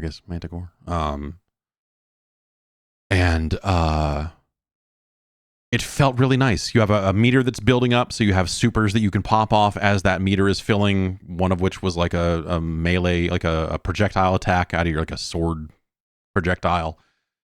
And the other one was like a healing well that would plop onto the ground and you could stand in it to heal up. Save spots littered around the environment. You're getting a currency that you're spending on additional gear. Prince of Persia, The Lost Crown has an amulet system in it, and you have a set number of amulet slots that you can equip amulets to. I equipped an amulet that made it so when I shot my arrows, it shot 3 arrows instead of 1. You have arrows in the game, by the way, so you can kind of attack. You have a ranged attack, but you have a limited number of arrows, so you always have to kind of replenish those when you can. And then you have an ability where you can plop down a shadow of yourself and then hit a button and warp back to that shadow. It doesn't rewind time, but you pull back to that spot. And so you can kind of use that for various puzzles, or you can use it to, hey, quickly teleport to the other side of an enemy if you're thinking ahead of time. It's the sort of thing that I did not realize was in the game until after I had finished the demo and started playing it again on Switch and saw that it was in there. I was like, oh, shit. Or maybe it was only in the Switch build. I'm not positive. But that was a neat effect. And yeah, I have nothing but positive things to say about that game. It seemed very cool. Little bits of homage to the original 2D Prince of Persia games here and there. But seems very much like a Metroidvania. Big map. It's a map game. You got a map. I did not see the whole map, but I scrolled around the empty screen and it sure felt like I was scrolling for a long time. So I don't know. I got the impression that the world would probably be kind of big. And I thought it felt really nice. I thought the combat felt very fluid. You can, the right trigger is kind of your air dash, but also if you do it on the ground, it'll slide. And so you can slide into an upward kick that launches an enemy in the air and then chase them up for more attacks that way. And I thought it just felt very fluid and fun. Really, really nice. Really like the look of it. Some cutscenes in there for whatever story stuff you're going to see as you, one of the 7 immortals, a ragtag group of superhero type. Well, I don't know. Maybe not superheroes, but there's 7 folks that are looking for the missing prince. and you all split up at the beginning of the game, and whatever else. So I don't know. Like I came away from it, really impressed with how it felt. So yeah. The Crew Motorfest. I would say that I came away from that feeling pretty good. I have been not a big fan of the other games in the Crew franchise. I thought the Crew 2 had a really rough feel to it. And had a lot of disciplines in it that I didn't necessarily want to engage with, and they kept adding more and more stuff over time that sounded cool, but in practice was not that much fun. I mostly played that game at launch, but then, would check on like, we added monster trucks. And you're like, okay. Oh, this is not actually that fun. Okay, well, good on you, I guess. And they kept updating the Crew 2 forever. The Crew Motorfest feels like they took a long look in the mirror, that they really just sat down and said, all right, it's time to make another one of these. What do we really want to accomplish here? And they said, the Forza Horizon franchise really has some solid ideas about how to structure an open world driving game. What if we did that? So the game is set in Hawaii. It is a festival, and you are, as part of the festival, you were able to drive in a bunch of different disciplines. The handful of things they showed in the build that I saw was like, okay, you got some open wheel racing on, closed tracks. You've got they call them playlists, but that's a interchangeable word for like series or cup or whatever else. It was like here's a cluster of 8 races that have a little miniature story there in the middle. And then you are embarking on these 8 races, and then at the end of it, you're getting a bonus car and moving on to do the next thing. One of the things they're trying to do with these festivals, with these playlists, is trying to make them visually distinct. And so they'll have names like Made in Japan, and when you go start the Made in Japan playlist, they got a little tone piece video of Japan stuff. And then in-game, in race, the Made in Japan races have this kind of bluish neon tinge. And then there are big dragons and lanterns all over the place, which I thought was a little too on the nose, to the point where it's like, Japan's more than this. This feels a little, I don't know. And so in these events within the playlists, you'll be doing different things. They had another one that was like called Vintage Garage, and that's got more of a sepia tone like effect to it. Also, when you're doing those races, because it's vintage cars, you don't have a mini map anymore. You don't have nitro in most of the cars, so you can't boost your way out of trouble. The cars are heavier, no traction control, that type of stuff. And they had an event in there where you're navigating by looking at photos of the environment. And so it's like, they're telling you like, hey, up here at the next, when you see this tree, turn right. And so you're kind of looking at the sides of the road to see where the next stuff is, and making your turns that way or whatever. But in the Vintage Garage one, again, they want to have this visual motif that sets them apart. And one of the big things they did there was to put balloons in the sky that say decades. So you'll just see a balloons in the sky that say 50s or 70s or 80s. And the 80s one is real jagged, like, because it's the 80s. And so I really like the idea of them doing things to the world to help kind of sell the motif of these playlists. However, I think the 2 examples I saw of what they did between the Made in Japan and the Vintage Garage are kind of corny. Like, they could have done better than that. And so that's kind of my problem with the game. But it's got rewind now. I don't know if past Crew games have had rewind, but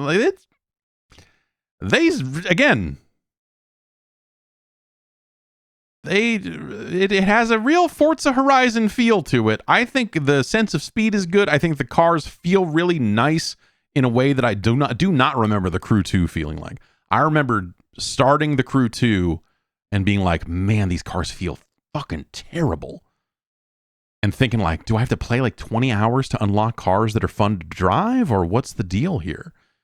Because I'm not going to do that. And so I did not do that.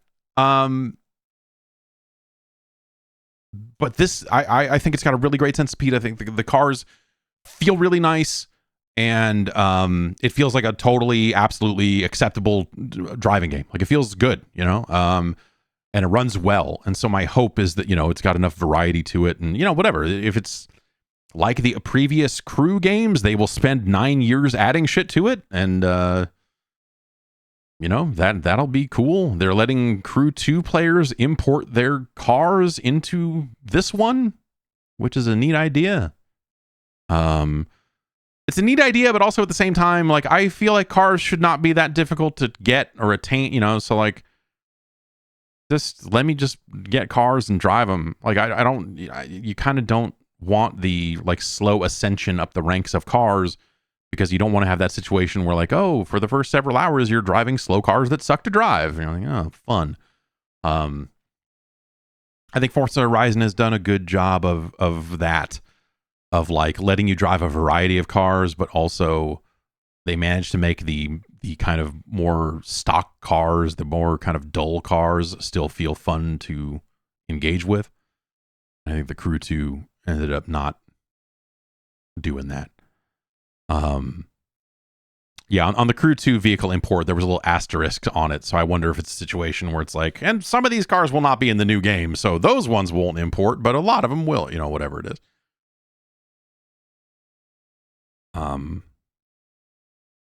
So yeah, I had a positive experience with the Crew Motorfest. I'll be interested to see that when it comes out, and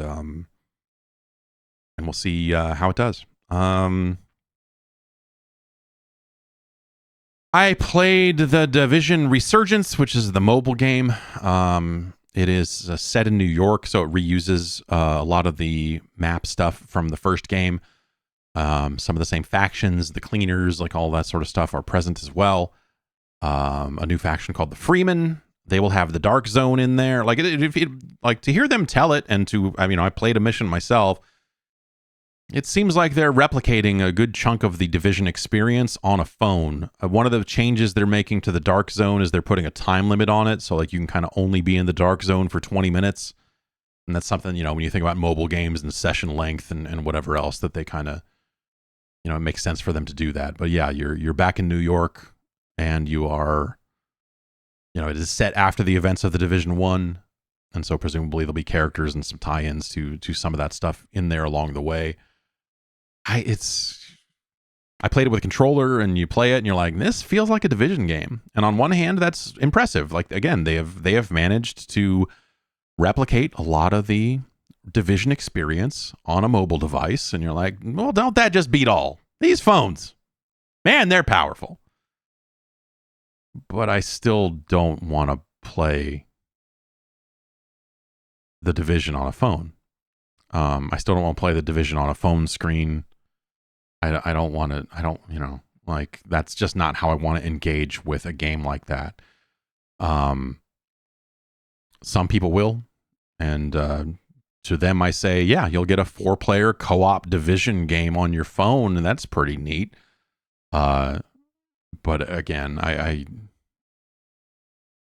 would be very interested in The Division 3. But alas. So yeah, I don't, you know, I that's the only downer about that was like, hey, look at this. It's a game that I would probably play some of, but I'm not gonna squint at my phone and go like, am I getting headshots? Am I lining up headshots here? Am I aiming a little low? I can't really, you know, the numbers are popping. Okay, those now we got the yellow numbers. Now we got the crit numbers. Okay, our aim is lined up. That's not how I like to play shooters on a tiny screen where you're like kind of like squinting at it, going like, I don't know, everything's fucking brown. Is that brown? Are these brown pixels the guy's face? Because that's where I want to shoot him. I suppose I could play on an iPad. I suppose you could tether it to a TV and jump through that hoop as well if you so desired. But at that point, like, you know, Um, so yeah, that's cool if you're interested in that sort of thing. That seemed absolutely well made, you know. And then yeah, I don't, there's little bits and pieces of other stuff that I saw. Mars First Logistics really stood out. That was shown in the Day of the Devs showcase, and that trailer of like you're creating vehicles you are building vehicles to carry things around and carry out tasks and stuff in a Banjo-Kazooie nuts and bolts-esque kind of way. And so I really want to spend some time with that when that comes out. I thought Cocoon looked really fantastic. I talked to some folks that got the Armored Core demo. There was a hands-off Armored Core demo that they were giving. It's always funny when everyone gets together and talks about the emails they did or didn't get. Like, you got invited to see Ubisoft. Okay, huh. And then on the other hand, I'm like, wait, the Armored Core is here? And they're like, oh yeah, you didn't get invited. Like, I got an email from Namco that was like, do you want to come see Park Beyond, the Park game that they're making? And that was the only thing on the email. And so I was like, well, I guess maybe Namco's not really showing anything else here. I thought maybe Tekken would show up. And they had a bunch of TVs and stuff playing Tekken videos, and even the Armored Core thing was a hands-off demo, but it was someone playing it, as I understand. I don't have much to say about it because I didn't see it for myself, so I'll just say like it seemed like the people that did get the demo kind of went like, yeah, it's a mech game, and a lot of people are going to go into that thinking like it's the next game from the makers of Dark Souls and Elden Ring, and it's going to be one of those, but you can be a robot. And no, sounds like it's an Armored Core game. Sounds like they're making a new Armored Core. And I think for a lot of people, they're going to be fucking stoked because they're making a new Armored Core. And I think there's going to be some people that just go, from the makers of Elden Ring, let's go get that. And they're going to get it and be like, oh no, what is this? Armored Core is a mech game for sickos. And I'm really looking forward to seeing how all of that goes. But yeah, I don't know. I have never been an Armored Core sicko. I have tried to like those games over the years and never could get into them at all. But it's been a long time, and people's tastes change, and I'm very curious to see what they do with this, because obviously modern technology will afford them a lot of ways to make the Armored Core experience more palatable to a wider array of people. And so I'm curious to see if this will end up being the Armored Core game that sickos and normals can enjoy. We'll see. That's the big question. And that's that's the bulk of kind of specific games to talk about here. There's more little bits and pieces, and obviously some of the announcements along the way. A lot of that is wrapped up in me talking over some of the press conferences, so those videos are up. I guess the only thing at this point is to maybe get on to the news.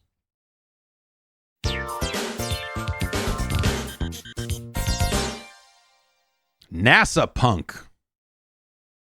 That's the term that Bethesda is using to describe the aesthetic they are shooting for in Starfield, a first or third person role-playing game set in space that they're planning to put out a little later this year, relatively soon.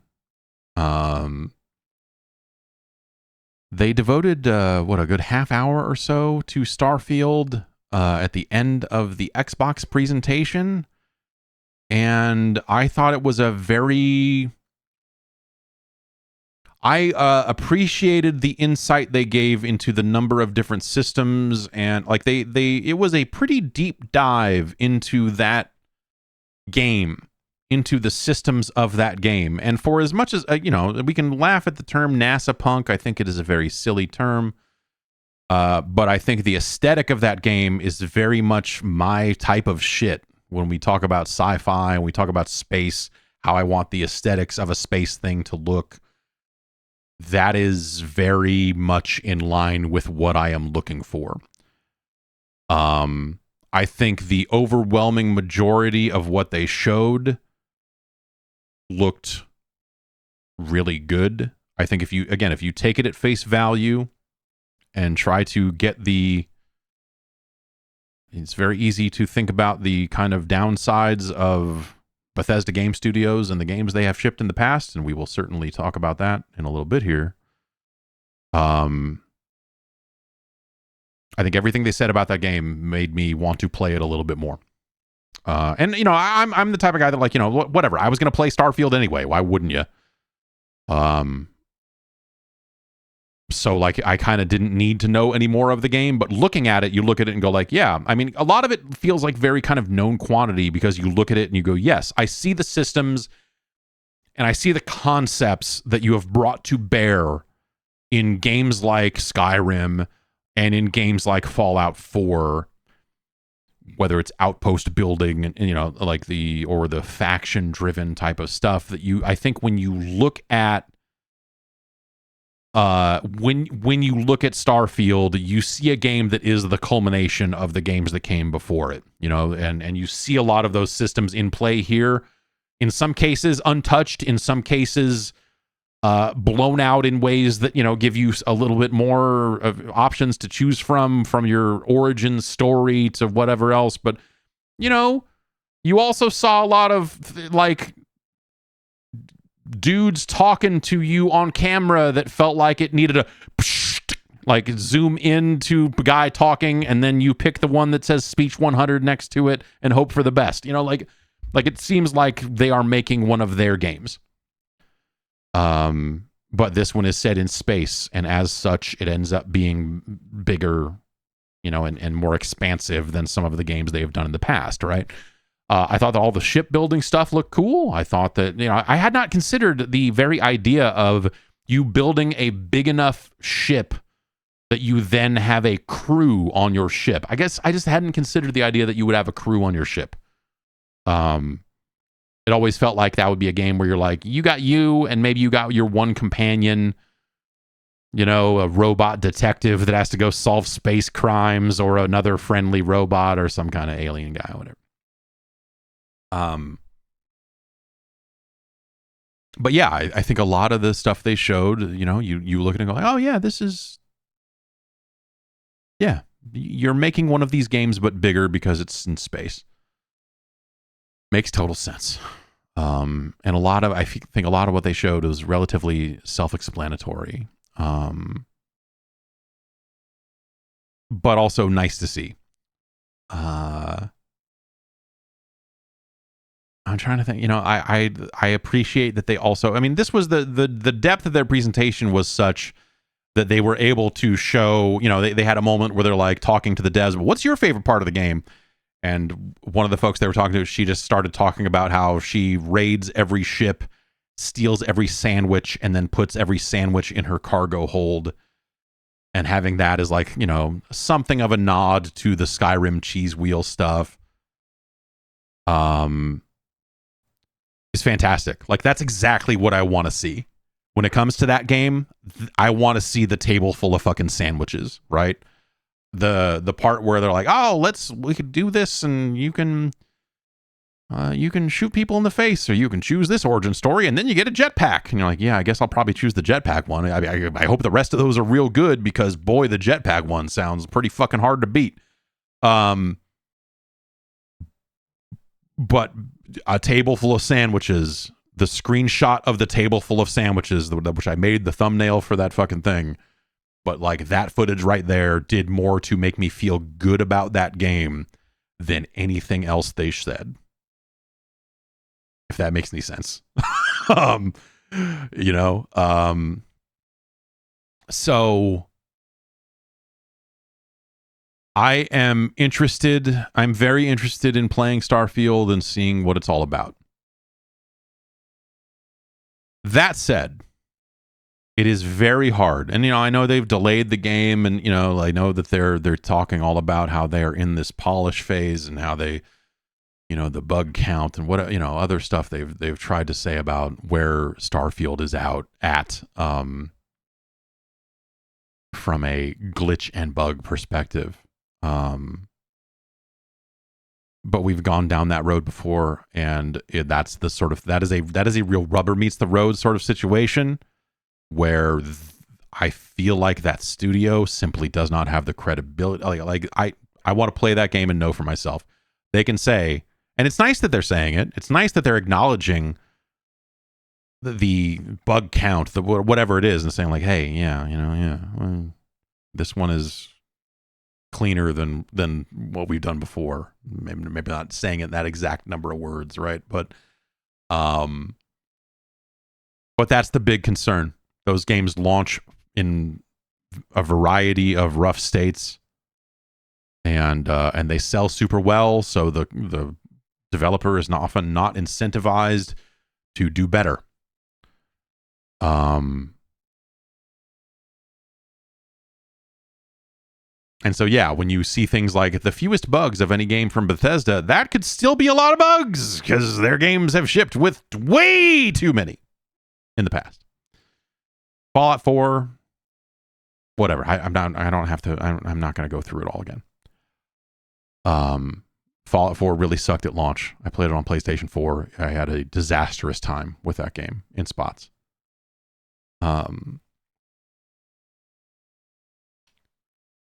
So there's that, right? Where you're like, okay, prove it. That's the point we're at. Is the game has to come out, and we'll see, and we'll hope that it comes in good for a change. That would be a nice surprise. And then there's this frame rate stuff, which is not really a conversation about the game itself, I think. Todd Howard confirmed to IGN that Starfield will run at 30 frames per second on both Xbox Series X and S. It'll run in 4K on an X and at 1440p on an S.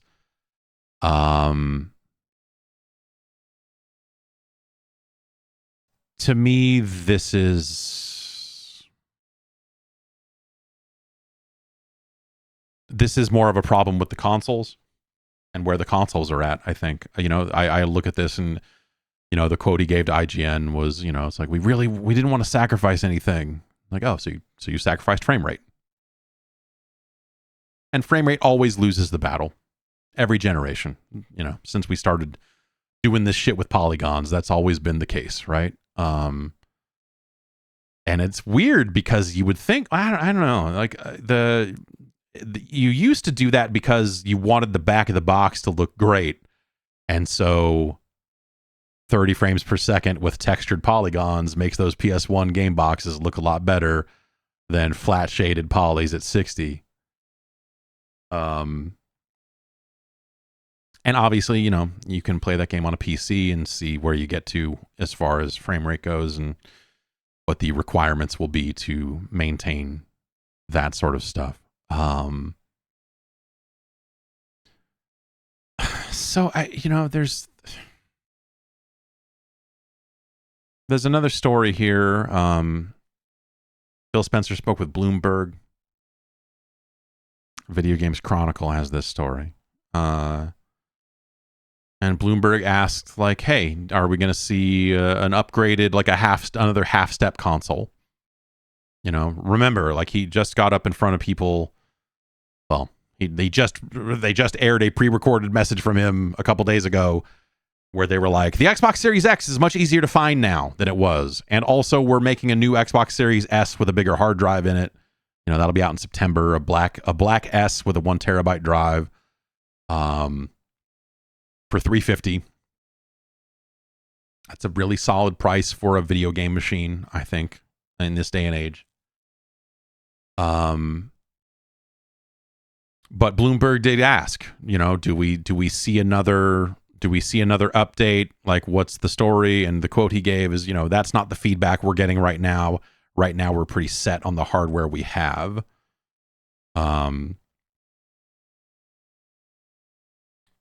which, of course you're gonna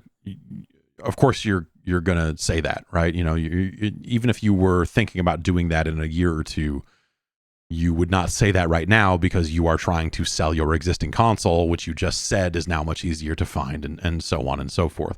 That's not me saying that he's lying. It's me saying that, like, the reality of the situation is he's not going to tip his hand and say, oh yeah, of course, give us another year, we'll have that one out. You just, it's not the answer you're going to give.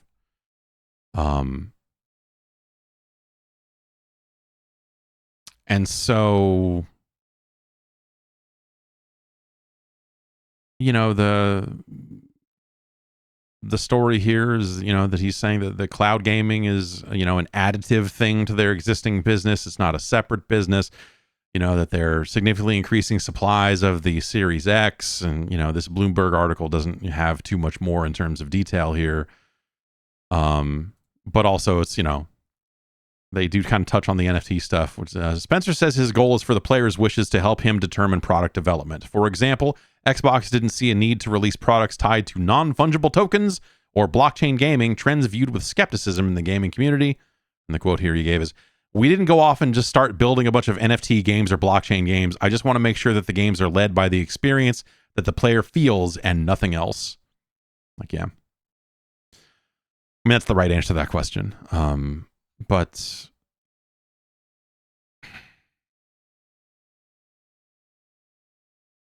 okay, so he's out there saying that they don't really feel the need to, or they don't feel the pull to go and have another mid-cycle upgrade to the console. And that's kind of in conjunction. That's the same week that you've got your biggest game, the most important role-playing game in years, whatever the exact quote was, and it's running at 30 on console. It's sort of a rough story. I don't know, man. A lot of this comes back to, I wish these consoles were more powerful, but like, you have to stop somewhere.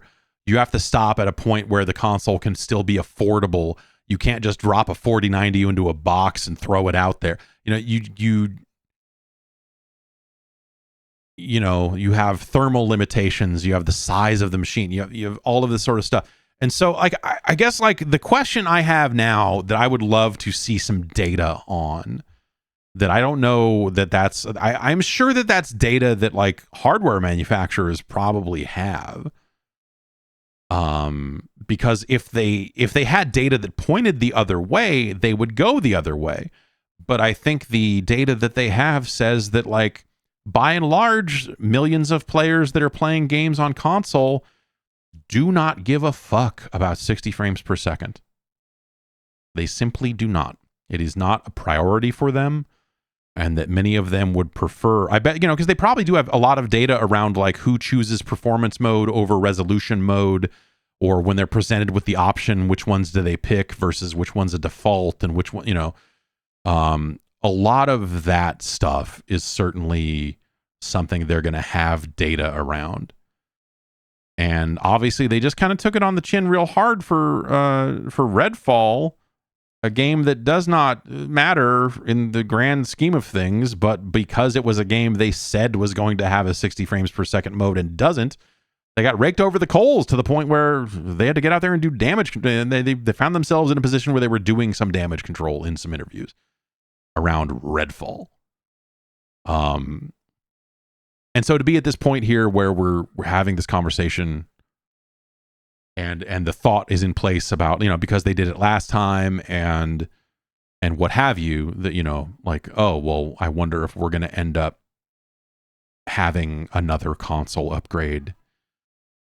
And really, what does the future of consoles look like? I think that's the, we were up until last generation used to this idea of, you put a console out and you're going to have 5 or 7 years there where that's going to be the box. And the other thing that would normally happen is when those consoles came out, they felt like a big leap ahead of the PC. And then the PC, another graphics card generation, would iterate and the PC would pull ahead again. and you would move on from there. But really, in a lot of ways, this is just a different version of the slim console that we had in generations past, when the PS1 came out, when the slim PlayStation 2 came along, the 4 different iterations of PlayStation 3s. But instead of how can we make this thing smaller and cheaper, they are saying, oh, can we like add some additional power into this thing and maintain the same price point? Because that would be cool. And so that's how we got to the PlayStation 4 Pro and the Xbox One X.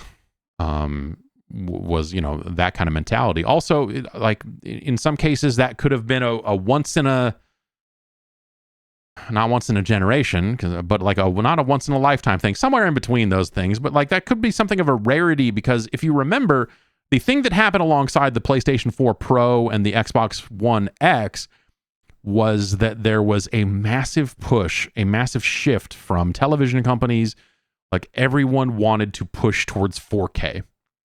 There was this like irrational push to selling 4K TVs to people who didn't need them because the content wasn't ready yet. The content wasn't available yet in large quantities.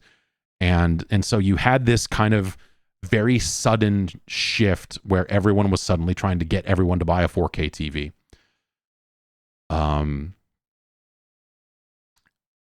And so the PlayStation 4 Pro had this checkerboarding technique that they would use to try to get existing games up to 4K. And, you know, is that true 4K? No, but it's going to look better. And it did look better.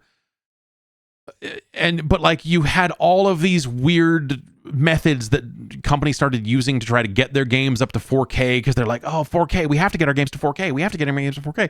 And here we are, still seeing the trade-offs of those decisions, where you've got Starfield, it's got to be 4K, right? And so it's got to be 30 frames per second too.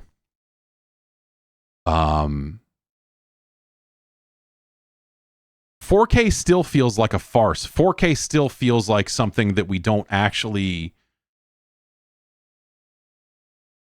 It's not that we don't need it, because who needs any of it, right? But 4K still feels like something that the number of compromises around, install size because of texture quality, or like how can you get performant graphics at 4K? Like you would, of course, like in a perfect world, you would be seeing 4K 120 on fucking everything, right?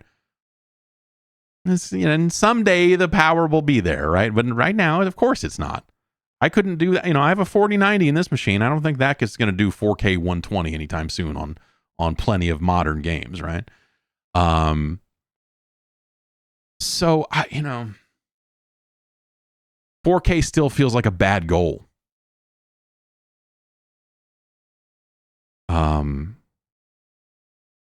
Because of the compromises because of these frame rate hits that we're getting as well.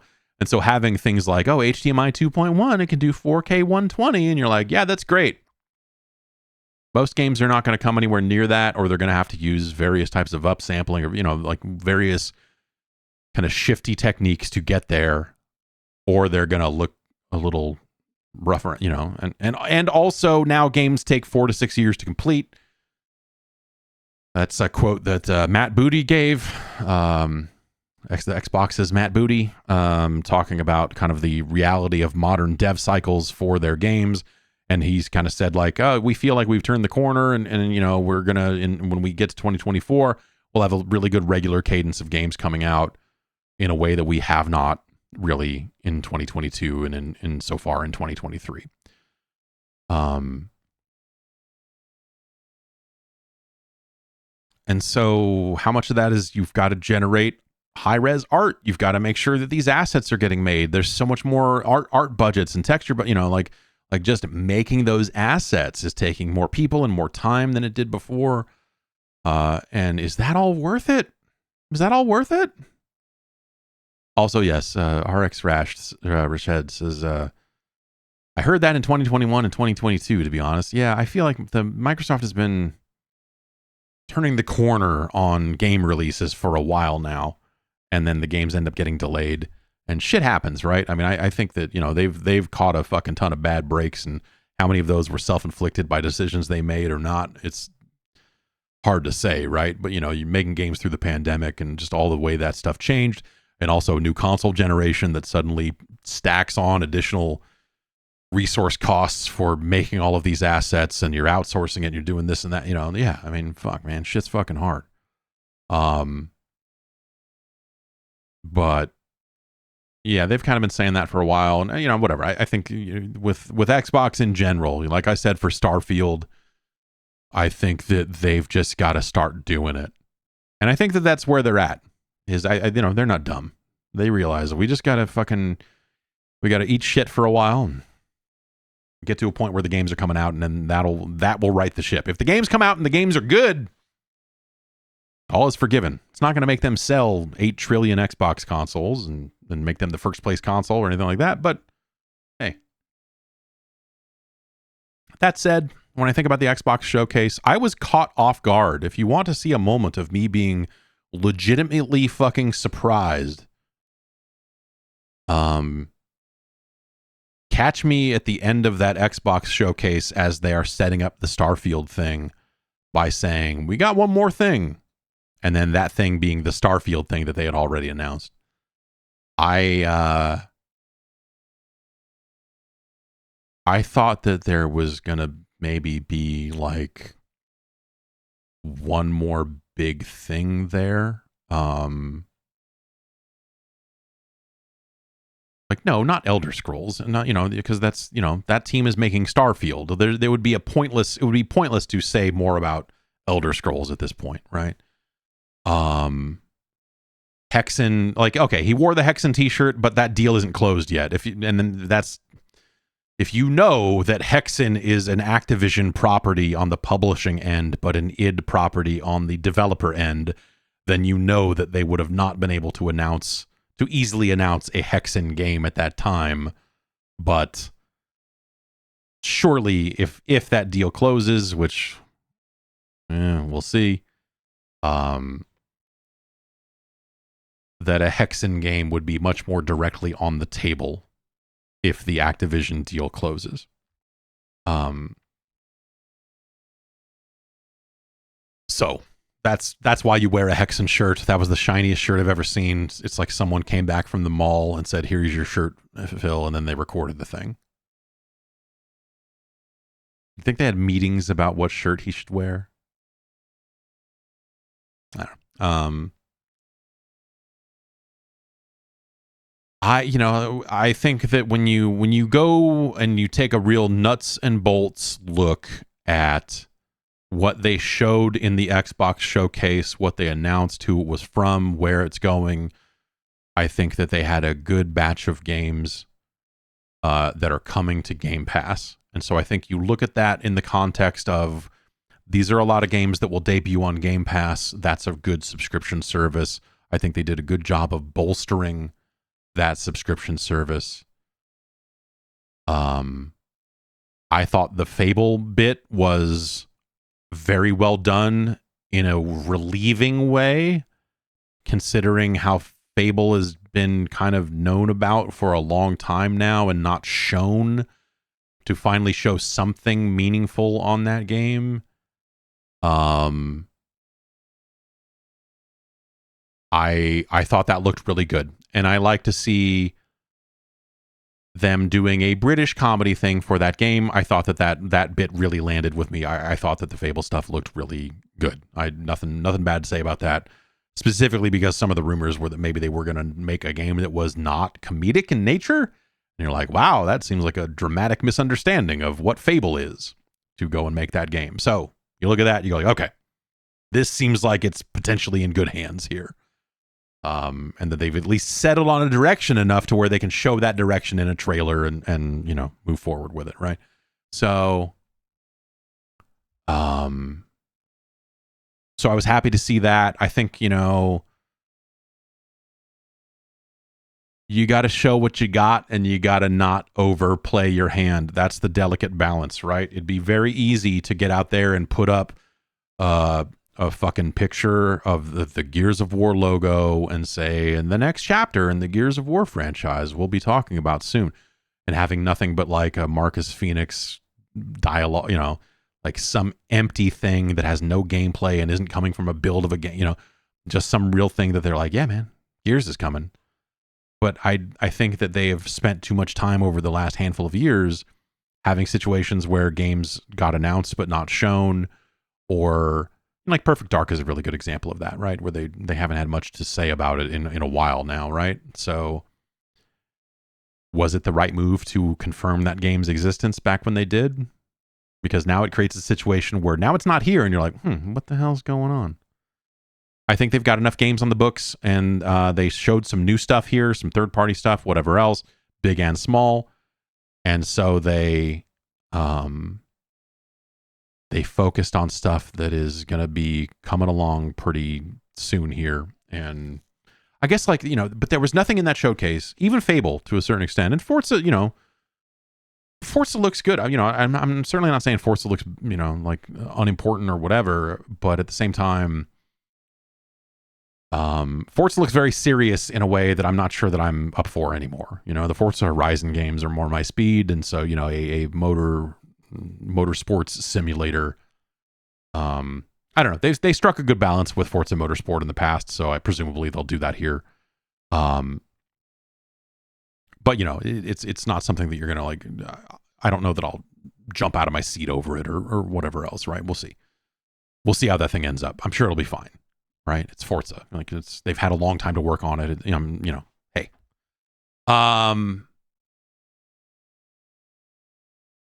But you kind of want, it's this intangible thing, man. So especially in the position that Microsoft is in, where they need to start shipping the games they've already announced. They don't need to get out there and announce more new games. And so they just need to get Avowed out, which Avowed look cool. They need to get Hellblade out. I could not have less interest in Hellblade, honestly. I know some people liked that first game quite a bit. It didn't really do much for me, and so them making a bigger, I just like, sure, yeah. I just don't have any interest in Hellblade whatsoever.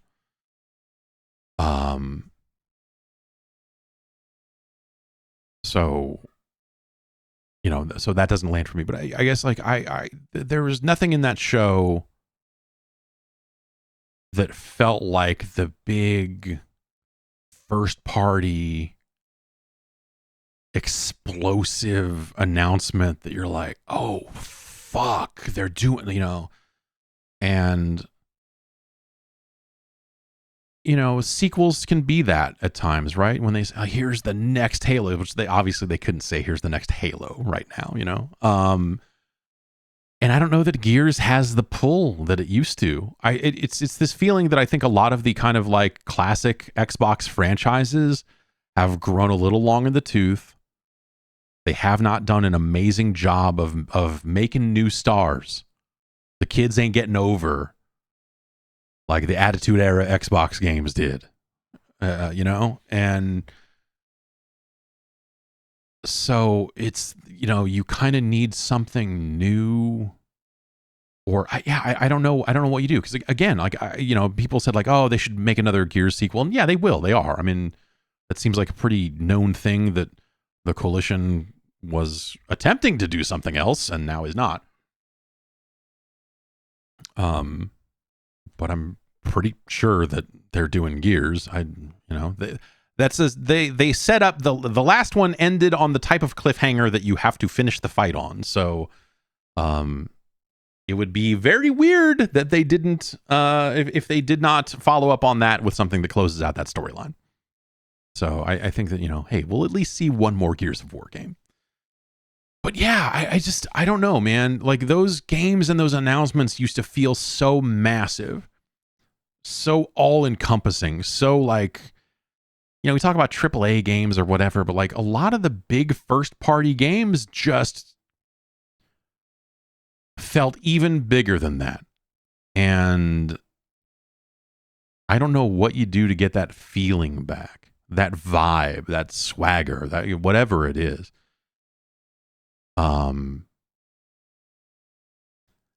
But nothing in that show grabbed me that way. Not even Starfield, which I think, that's not me underselling Starfield. I think that Starfield is a huge game for them. It's a very important game for them, but it's, we'll see how it does. Like, how's that going to do mainstream wise? We'll see. Skyrim obviously did fucking great.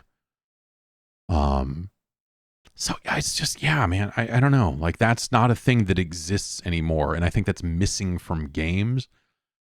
The kind of big, crazy, like massive announcement, the big sequel that you're like, oh shit, they're doing,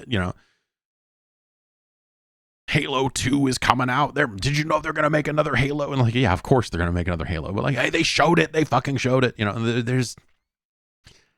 There was nothing there that approached that. Because Starfield, they've shown, and maybe it's just the way that, games get marketed now is totally different. And, yeah, Malice Squisher is probably right that GTA 6 is maybe the only thing that could do that right now. And, Rockstar doesn't need to show that game right now. And if they did, they don't need to show it at an Xbox conference. They could. I don't know. They could show it at a console manufacturer thing if they wanted to. Yeah, I don't know, man. There's just... I think that's just one of those things where the industry has changed. And we kind of need to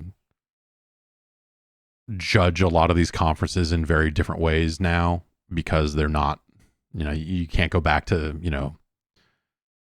E3 2006 or 7 or whatever, whatever. And compare those press conferences to this stuff. And, because the industry was in such a different place then than it is now, that it's just sort of a different thing. But yeah, I guess like that's my take. That's why I think I was surprised and caught off guard by the Xbox showcase, is because I thought it was going to go for another 20, 30 minutes. I was like, cool, man. All right, now get back to the big games. Where's the big guns? You're going to close on something massive, right? And they didn't. They were like, yeah, I mean, they did technically, but they had announced ahead of time that like, oh, after this, we're going to talk about Starfield. You're like, yeah, okay. Well, that means that if you're separating Starfield out into its own thing, it must mean you got fucking bangers in there that you don't want to devote time. You want to give Starfield its own showcase because your big announcements you want to have live separately from that a little bit, right? Right? Nah. Okay. So yeah, I don't know. I was surprised, but I think when you look at it more analytically and kind of remove it from the bullshit, judging a press conference thing, which honestly only matters right now this week, and who cares? The games will ship, and that we're judging them by how many people play them and buy them. That's the actual thing the games are getting judged by. Critical reaction, player happiness, number of hours, monthly active users, Game Pass subscribers month over month. Like those are the things that actually matter. How the games showed at a fucking E3 press conference has always been a fucking bullshit fool's game. It's important that those games show and they show big, but obviously the real part that matters is when those games are available and when they sell them, and pre-orders and excitement and like that sort of stuff. That said, I think that they could have done better on the excitement end of generating excitement for the Xbox brand and for the games that they have coming. But if that's what you got, that's what you got, right? So we'll see. Like I said, I think Fable really stuck out really well. But if we're playing the game of comparing press conferences, I feel like, I don't know, man. At least the Sony one had Marathon, and that's like intriguing, even if it's a live service game and whatever else. So like that at least left me thinking a lot more. Whereas after the Xbox thing was over, I was like, well, Starfield looks great, and what else was at that show? What else was at Xbox? And I just sit and think for a while. Go, oh right, Fable looks good. Fable's cool. So yeah, I don't know. And that was E3. The Federal Trade Commission here in the United States has sought a temporary restraining order and preliminary injunction seeking to block Microsoft's acquisition of Activision Blizzard. That's according to CNBC, who has a source. And Video Games Chronicle has broken that down as well. And so, yes, the complaint has been filed as of yesterday, as of last night, it looks like, seeking a temporary restraining order and preliminary injunction because the close date on that acquisition is July. And so the U.S. has been like, we don't really think this is going to happen. We have, or I guess they're saying we have some questions about this, and this is them saying, okay, now formally we have questions for this. Let's do it. And so this was an expected move. This was something they were going to have to do, and it was something that they were kind of telegraphing for some time, that they were going to put up a challenge to this. It's not a full-on blocking. It's a let's have the conversation and see where this is at. We don't think this is a good thing. And so this is now the U.S. going like, all right, what else are you going to give up? Is it going to be this cloud business stuff? Like, what else, what else are we going to do regulatory from a regulation standpoint to make sure that this deal makes sense? And so this is something that I think Microsoft has been expecting to happen for a long time. This is not a huge surprise given what the FTC, what the US has been saying about this acquisition for a while. This injunction seems like totally normal. And so, we'll see where this goes. I don't know. The UK situation seems dicier than this one because of the appeals process and the way that all goes. But it does, like the situation in the UK is they're like, hey, like one of the things that's been floated, not necessarily is on the table in a major way, but one of the ideas floated is like, well, what if we pulled out of the UK and just didn't sell our games there directly?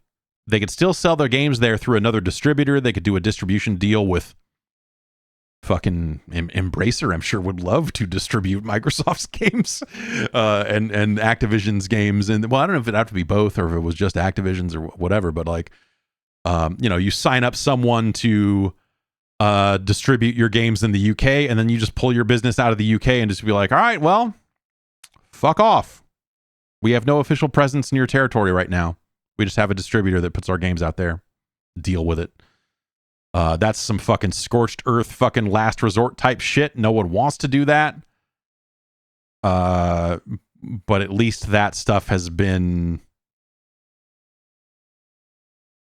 That stuff has entered the conversation, I think, as the UK stuff has been kind of swirling around more and more. The US stuff, we'll see. Again, I think that this is something that was widely expected to have happened and maybe would have happened sooner, but yeah, we'll see where all of that gets to.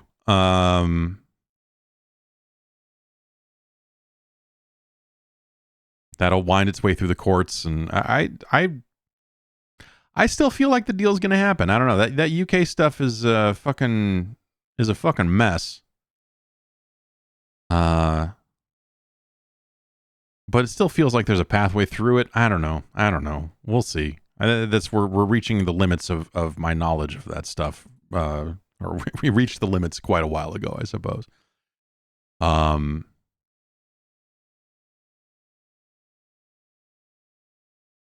of Duty is in the news.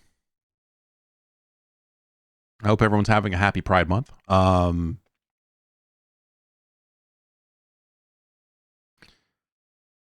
So Call of Duty rolled out some skins for some streamers. Nick Merckx and Tatman? No, Tim the Tatman. Tim the Tatman. According to Video Games Chronicle, his full name is Timothy John Beta. Which is funny.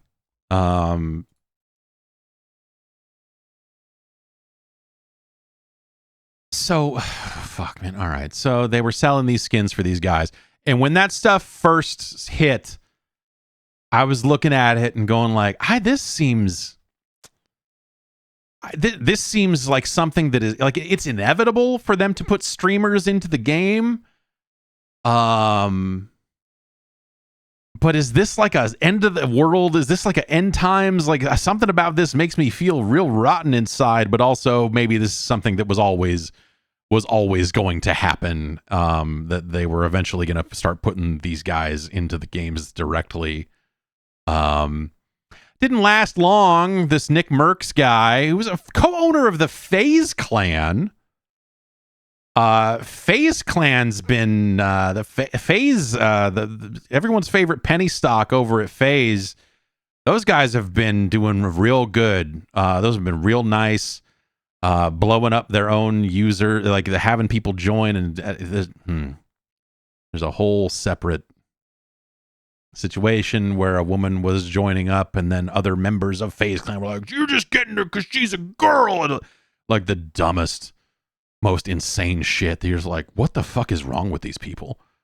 And so the idea that like, oh, here's another FaZe guy out here saying some homophobic shit on Twitter, and then Activision going like, oh, what the fuck? We don't want to. Turns out we don't want to be in business with this fucking guy. So they pulled the skin out of the game for Nick Merckx.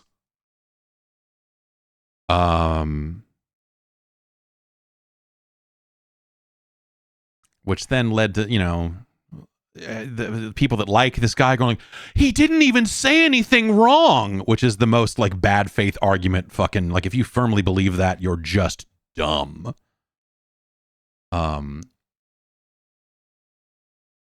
What did he even say that was wrong? Yeah, okay. Get fucked. And so that happened. When did that happen? That was a little while ago. That was what is that? That was early last week. So a week ago and change, maybe. Yeah, June 7th is when that when he tweeted some shit, coming off like a real fucking dumbass, and then the skin got pulled out of the game. Now the other guy, this Tim Tatman guy, has requested Activision to remove his skin from the game in solidarity with his friend. Nick Merckx has been my friend for years. We went in getting our Call of Duty operators together. It feels wrong for me to have mine and him no longer have his. In support of my friend, please remove the Tim the Tatman bundle Call of Duty. And Activision said, yeah, at Tim's request, we've removed the bundle from the store.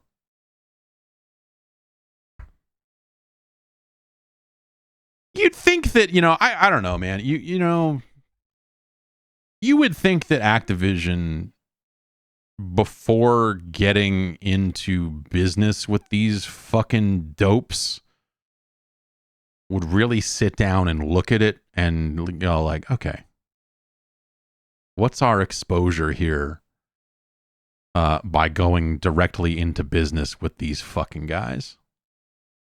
Like, is this something we want to be affiliated with? Is this something we want to, So I look at it as like more of a, why would you, why would you do this business in the first place? Like, yeah, he's one of these fucking no mask jack offs, and just, like this Nick Merckx guy seems like a real piece of shit. And so I guess if you're Call of Duty, at some point you got to take what you can get. And you're like, well, I don't know. He's a big voice in our community.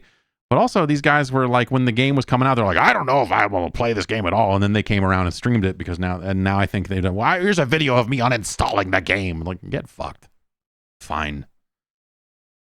I'd be curious to know how many copies of Call of Duty are actually sold.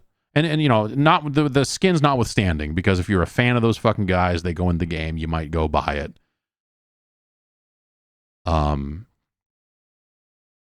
But I guess the question is like, I wonder how many copies of the game do those people actually move? You know, because it feels like their audience would primarily be made up of people who are already playing the game, who already would have bought the game. In a case like Call of Duty, it's not to say that like influencers do not influence people to purchase games. I just think in this specific case where you've got these Call of Duty guys playing Call of Duty for Call of Duty people to watch, I think that those people, those viewers would probably buy Call of Duty anyway. And so, yeah. I wonder, I don't know, you know, yeah, the question came up of like, you know, if you bought those skins, can you still use them, or do they completely remove them from the game? Yeah, I wonder. So that whole thing went great. In short, that whole thing went great.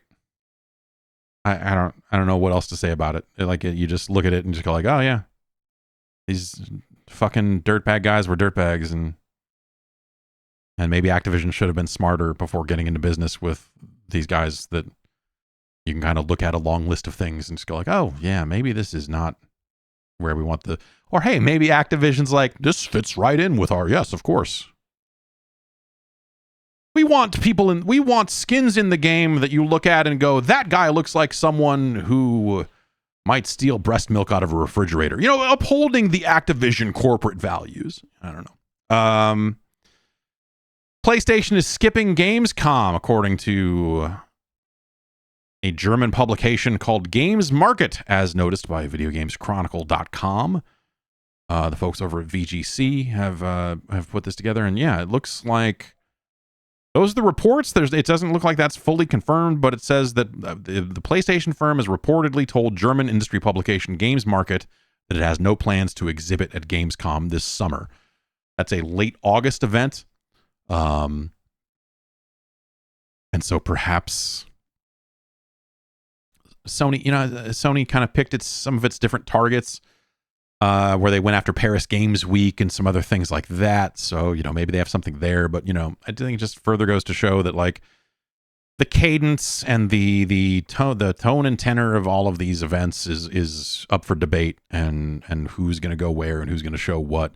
None of it feels like a guarantee anymore. And so all companies, even the big ones, are at least like reassessing how they spend their marketing budget, where they spend their marketing budget, when they spend it, all of that. And so, yeah, Gamescom, I think, did Nintendo also say that they were skipping Gamescom? I want to say that was the case. So we'll have to see, you know, maybe it's just a lot of, what's the Gamescom opening show? It's just like, here's a bunch of farming simulators and soccer sims and such. Overnight, Embracer announced that they are restructuring the company. There was an open letter from the Embracer group posted. They also had an investor Q&A, or an investor, you know, some details, as well as a Q&A that went as part of that. This is an open letter from Lars Wingefors, the group CEO of Embracer Group. This is a long message. I'm not going to read the whole thing. This morning, we announced a restructuring program across the Embracer Group that will make us a leaner, stronger, and more focused, self-sufficient company. I want to share some background and context to this decision and what it means for us going forward. During the past years, Embracer invested significantly both in acquisitions and into a strategy of accelerated organic growth. We have acquired some of the world's leading entertainment IP, and we have invested into one of the largest pipelines of games across the industry. The program presented today will transform us from our current heavy investment mode into a highly cash flow generative business this year.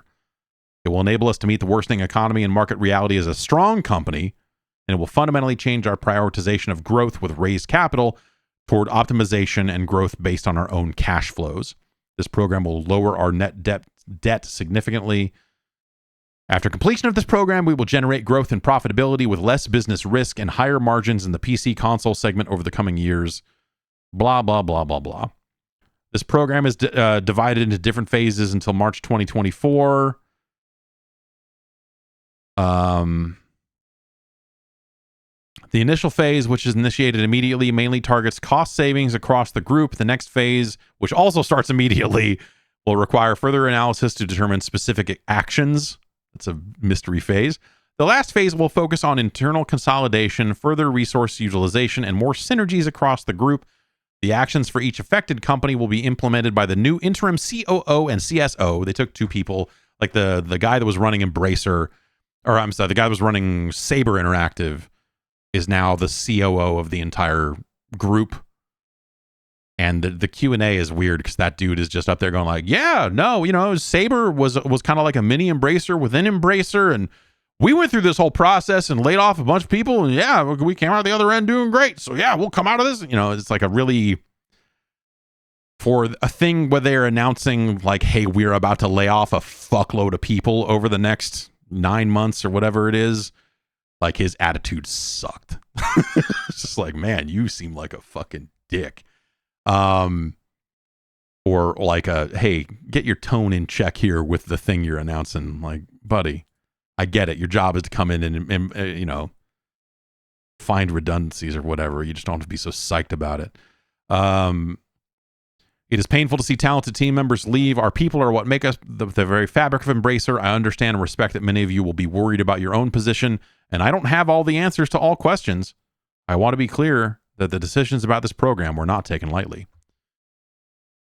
The reality is the quicker we act, the sooner we measure a stronger company. I'm just kind of like skimming through it here. Our new executive management team members, Matthew Karch and Phil Rogers, will work to implement, and Matthew Karch is the Saber guy. Phil Rogers, I think, has a past at Square.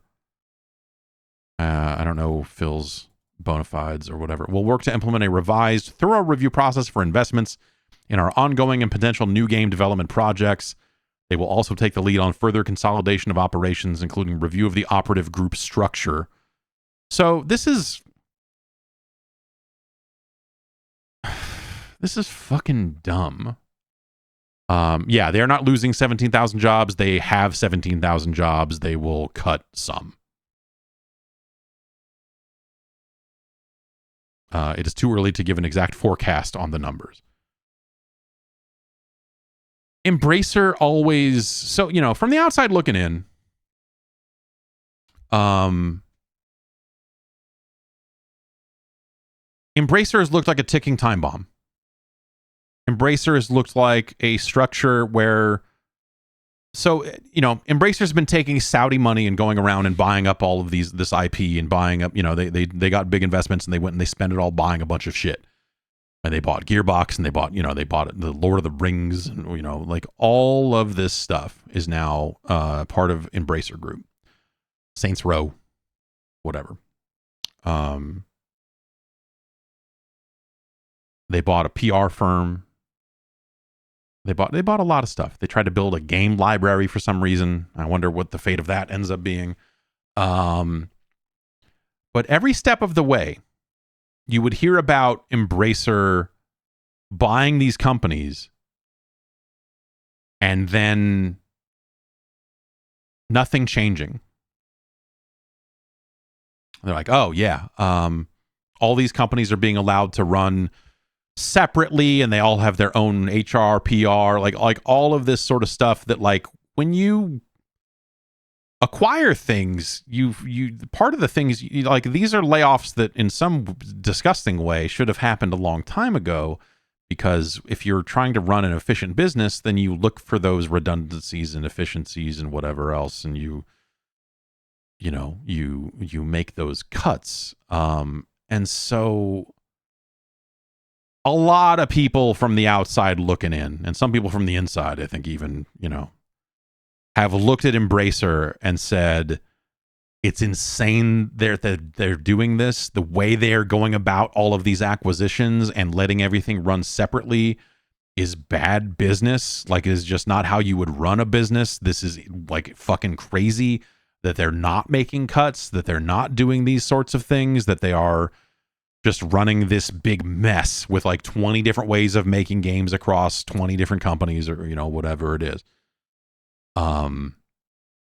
And so I think everyone looking in was just like, yeah, eventually they're going to have to do something, because they bought a PR firm and they still have individual PR people at all the different companies too. Like, I don't, like, why did you do this? And so none of this is massively surprising. especially in the wake of the news recently that they had some $2 billion deal on the table that vanished, right? Where you're like, oh, okay.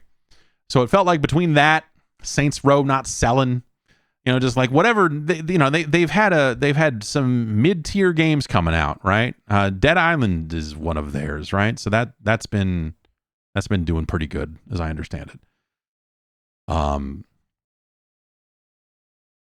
But like you look at the fortunes of the games coming out under the Embracer banner, the games that they have shipped once they've become part of Embracer, and how those have not been, you look at something like a Saints Row. And then you take a look at, just industry people that are like, having a lot of conversations with people where Embracer comes up and people just go like, yeah, fuck, man, I don't know. Like, I don't know what they're doing over there. It's nuts. You look at this and it feels like they woke up one morning and said, what are we doing over here? This is nuts. And that now they're going to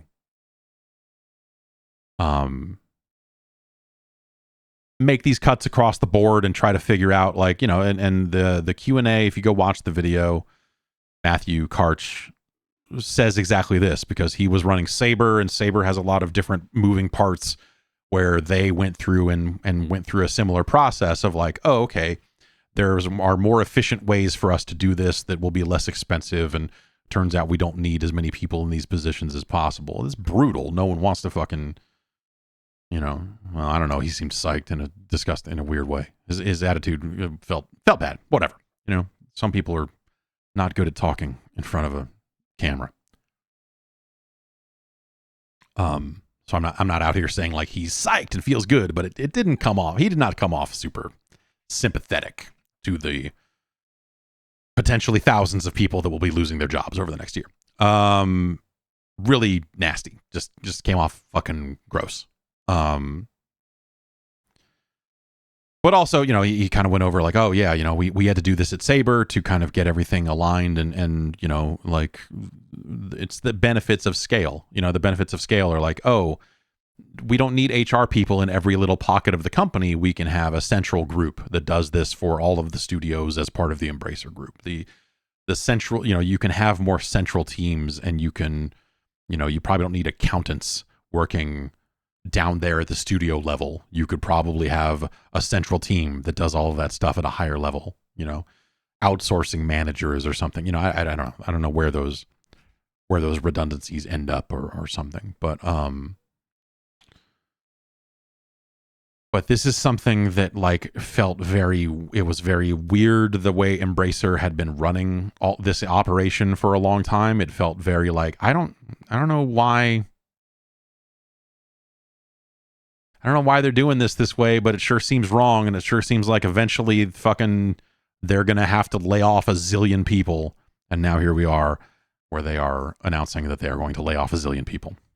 Well, I guess they don't have the exact number. Could be half a zillion. And yeah, a lot of things happened to the Embracer group that you're just like, yeah, no, it makes sense that, that $2 billion deal goes away. Yeah, you've got to figure out and make some cuts or whatever else. It seems like they're trying to say that, announced games are not necessarily on the chopping block here, that they're primarily focused on unannounced projects and so on and so forth. So I think most games that you've heard of are probably, and he mentions a bunch of games here in the letter. I'm proud of what we built over the past years, and we should acknowledge that we're heading into a solid year with many amazing releases such as Remnant 2, Warhammer 40k Space Marine 2, Payday 3, Hot Wheels Unleashed 2 Turbocharged, Arizona Sunshine 2, Alone in the Dark, Homeworld 3, and many, many others. Our financial year started with one of our greatest successes so far, Dead Island 2, which exceeded our management's already high expectations.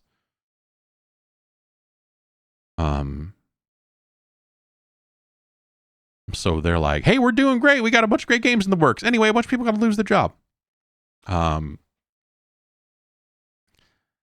again, I don't know how you prevent this, honestly. Like, I think there would have been a different way for them to go about doing it. But again, I guess the thing I would say is that anyone who has been staring at the Embracer group for any length of time And I think anyone that, and again, conversations I've had with people that work in games that have been like, yeah, over at Embracer, like, yeah, my buddy's company got bought by Embracer and they're still just doing it this way and it's the most inefficient this and that. Like the way that Embracer was running all of those studios after they acquired them seemed fucking bonkers. We're just like, why are you like in a disgusting way, you know, like, but like, you know, why are you not laying people off sooner, which is bad, right? But when you make these acquisitions, those are the things you do. You go through and you go, okay, well, we want the 40 people that are doing this. We want the 30 people here that are doing this. We don't need them because we already have 30 people over here that do it, and we think they can take on the work of doing it for both. And you know, like you're finding ways to spend less money to make the same amount of stuff, if not more, right? That's acquisitions. That's fucking capitalism. That's just how this shit works all the way down. So it was weird, but not in a good way. It wasn't like a feel good, like, yay, they're letting everyone run the way they've always run, or whatever. It was more like this feels bad. This feels like eventually this is going to fucking blow up bad. And here we are. That's yes. Gogolak in the chat says, I'm going to say this. I don't think Lord of the Rings is a money guarantee that Embracer thinks it is. I agree. I think that the Lord of the Rings IP, I don't think you can exploit it quite the same way that, say, Warhammer was done, because I think Warhammer has enough different pockets to it that, you know, well, not that Lord of the Rings doesn't, but like the Lord of the Rings license is a mess. I think the quality of the Lord of the Rings games has been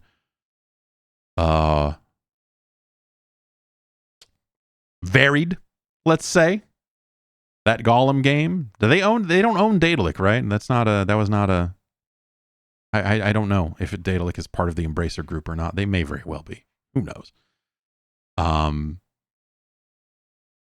I think Lord of the Rings was a fantastic movie series that people like or whatever, that made a lot of money, and I don't know that is necessarily translated out into a lot of other properties that have been as successful for that. And remember, you know, Warhammer ate shit for a very long time before suddenly, I don't know, it feels like there are more good than bad Warhammer games these days. Like, you had to sit through a lot of fucking awful goddamn Warhammer games before they figured it out. Still more bad than good? Okay. Yeah, I wouldn't know. I don't know. Warhammer. Spell orcs with a K. You can't fucking trust them. So yeah, I don't think Lord of the Rings is some money printing factory when it comes to them owning the IP. I think that there are ways to exploit that successfully, but I don't think it's, you know, like, yeah, what was the like Amazon did that Lord of the Rings thing, right? And didn't people fucking hate that? And people absolutely hate that goddamn thing. So yeah, I don't know. It's I think the way that they are, the way they came off in that investor call was kind of yucky. It's a technical term. Real yucko. Real, you know, yeah. Real heckin' bad vibes off those doggos. I don't know. But also, again, I think it's hard to be surprised by this because I think that Embracer has looked like a fucking ticking time bomb for a really long time. So that doesn't make it feel any better. I think that, you know, a lot of people losing their fucking, I think it's fucking sucks. But also, you know, it's, you kind of look at it and go like, yeah, I see why. I see why this would be happening, because it's been, the way they've been running their company has been very weird for a long time. So, so there you have it, I guess, huh? That's the news. That's all I got. Maybe we can take like one email real quick here before we go.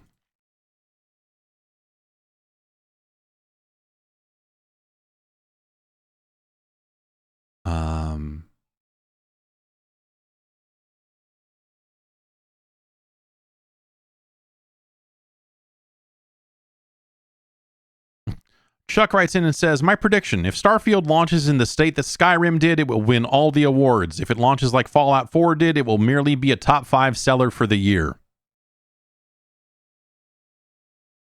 Okay. I mean,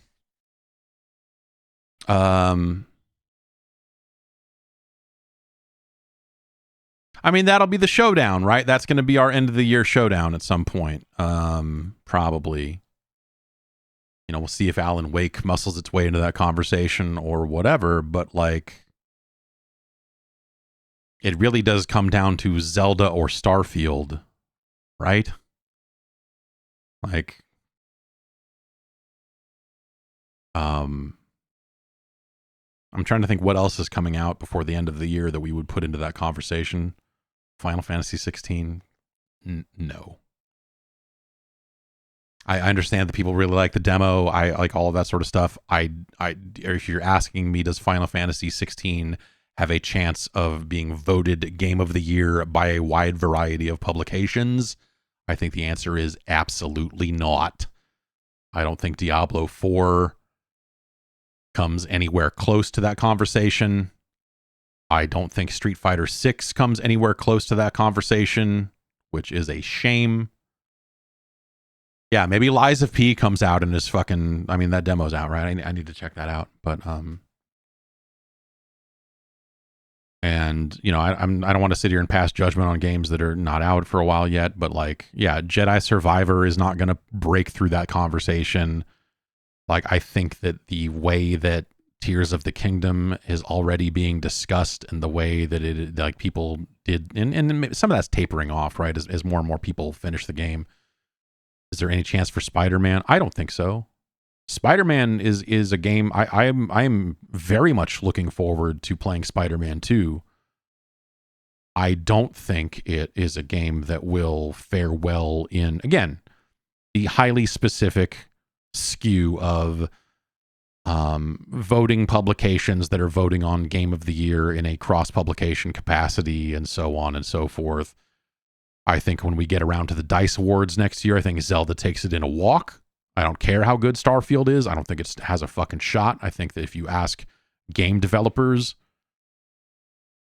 to vote, I think they will choose Zelda. I think the systems in that game, I think the impressive physics and the way all that stuff fits together is like a lot of game developers are like, I can't believe they fucking pulled this off.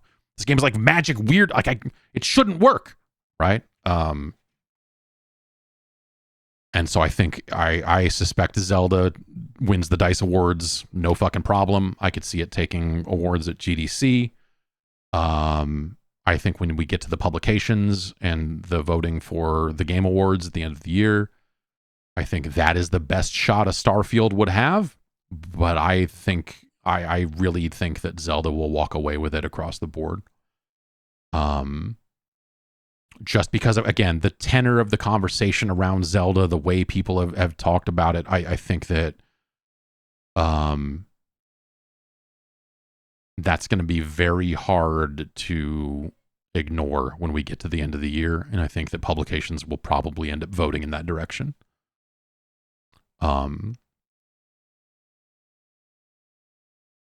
I think that's just the reality of it. You know, like I'm not saying that in a necessarily a good way or a bad way. Like Starfield may end up being more deserving in a lot of ways. I still think that Zelda will pull it out for, you know, a variety of reasons, right? And yeah, I don't know.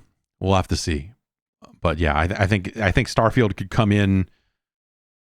If Starfield comes in extremely smooth and launches strong, and like they'll get theirs for sure. You know, they'll win technical awards for graphics. They'll win awards around the edges and stuff like that. But if we're just talking Game of the Year,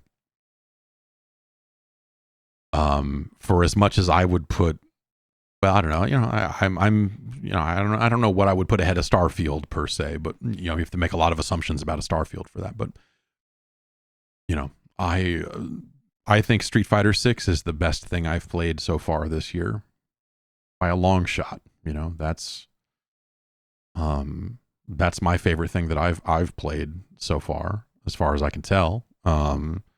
But I've also got some games coming out later this year that I'm extremely excited to see more of, you know, like Alan Wake 2 and like Mortal Kombat 1.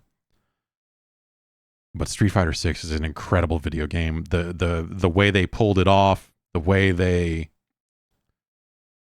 made that game happen, the different modes, the variety in that game, the love, the heart that game has for Capcom as a company, as well as Street Fighter as a brand, as well as Final Fight.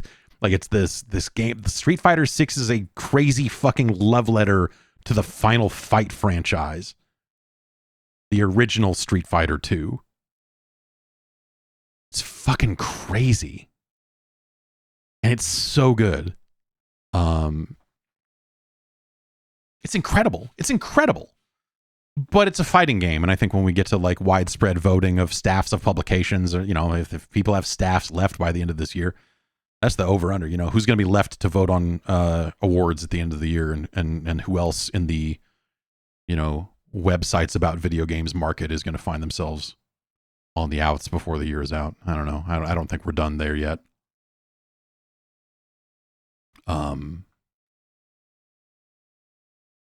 But yeah, I Street Fighter 6 is incredible. But I think, you know, I think a game like Zelda has more widespread appeal. It's an easier game for more people to vote for. Because I think there's still, you know, there are just genres out there that I think will never truly win a Game of the Year award across multiple publications, right? Driving games, fighting games. It's just incredibly uphill battle in a lot of those cases, you know. And I think a Final Fantasy game will end up, I think, just by virtue of the words Final Fantasy on the box, there will be some segment of people who are just like, well, I don't like those. Even though this one is a weird fucking action game. I don't know. I need to play it. I want to play it. I want to see what that thing is. It seems really strange to me that they're like, hey, what if we took Final Fantasy and turned it into like Devil May Cry? It seems like a fucking, almost like a bad idea. Because I think about, like, I don't know, like my wife, and you know, she's really loved Final Fantasy games in the past, but she's not going to play an action game right now. She wouldn't have interest in a Final Fantasy Origins Stranger of, you know, like she wants a console style role playing game. And I think that there's a lot of Final Fantasy audience that would probably want a role playing game. And so for them to say, nah, fuck it, it's combat focused, it's, you know, it's this whole other action thing, and it's a numbered Final Fantasy game. It's not some offshoot. It's weird. It's weird. I don't know. She'll play Final Fantasy X again, and she'll have a great time. Someday she'll have time. When these kids are all in high school, there will be time to play Final Fantasy X again.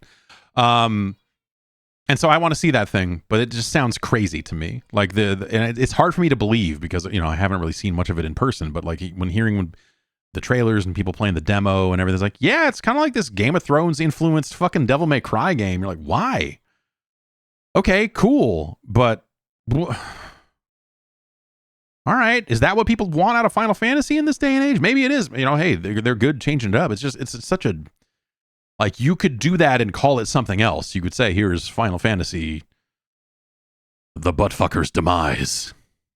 Is that an appropriate subtitle for, I don't know anything about the story.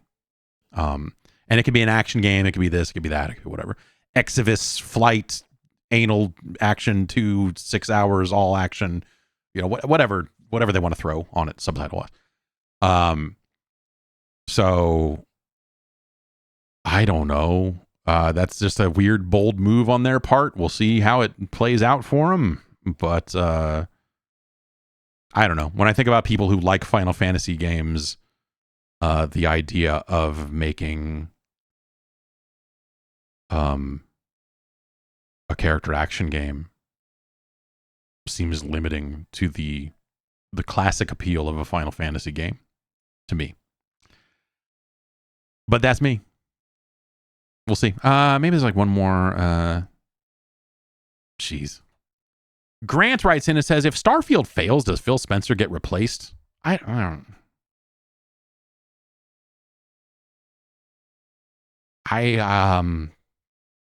No, probably not. I don't know that that's something that you could really lay at his feet. A game that was in development for a good long time before Bethesda was part of. No, I don't necessarily. Like, would it be the leadership on the game? Would it be Bethesda leadership that takes the fall on that? You know, do you take a Todd Howard and say like, hey man, you've had a good run, or something like that? I don't know. And what does failure look like in a Game Pass day and age? I think the number of people that would try that game, regardless, I think it's already guaranteed to be at least mildly successful. But yeah, I don't know.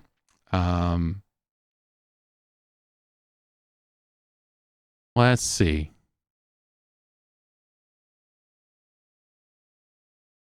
Do you have any more here? Let's go back to the.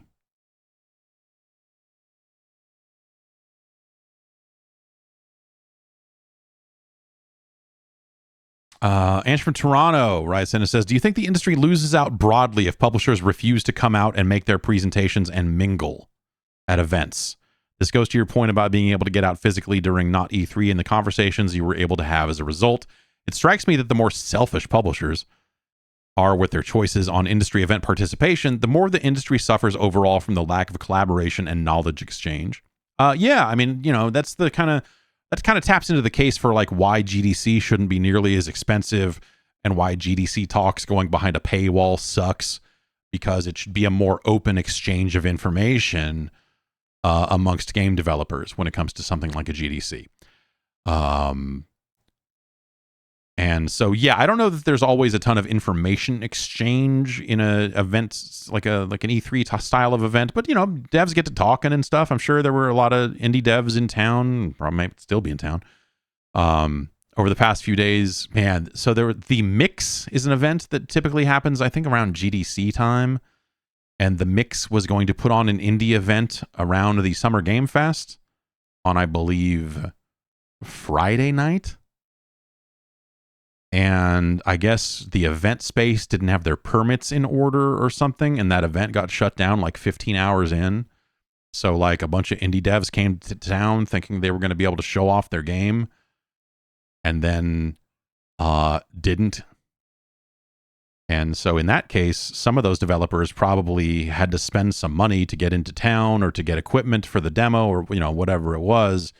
And then that thing just got shut down. So a bunch of them went to a different bar, and a bunch of them, you know, like people kind of spread out a little bit. They're like, we're over here showing our game. And I don't know how well that did for them. I was not able to attend that event at all. I was coming home to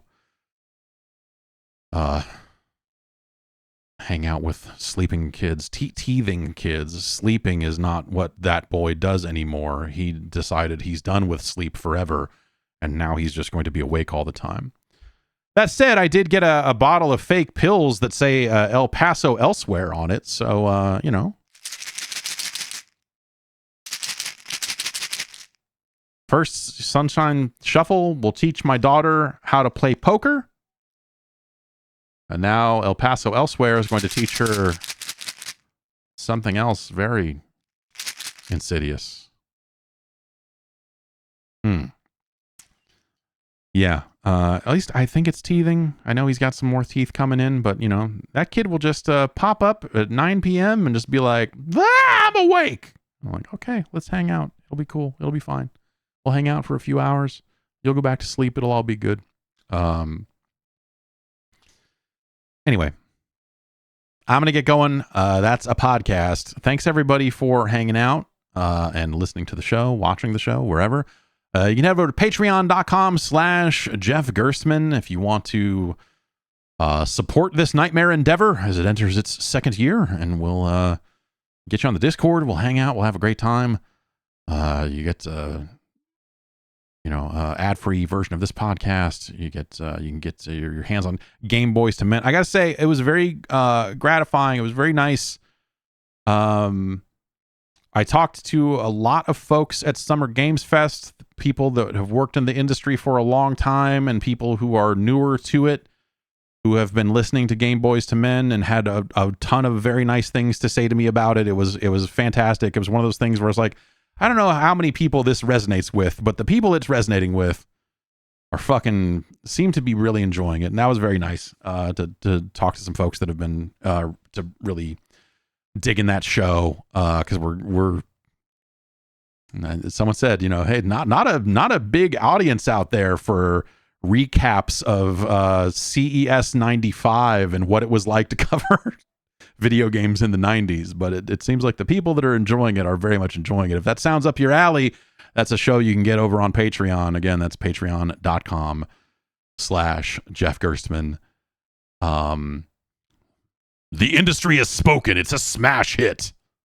All right, everybody, have a good one. I'll be back in the morning. We'll stream some video games like we used to do back in the old days. Maybe I'll hook my Xbox up to my capture gear in case we want to play that version of Syndicate or something. I know they're shutting Syndicate servers down later this week, so we'll see. Maybe I'll take a poll or something to see if we should play PC or if we should play Xbox. I don't know. But we'll try to do that tomorrow. Hang in there, everybody. See you soon.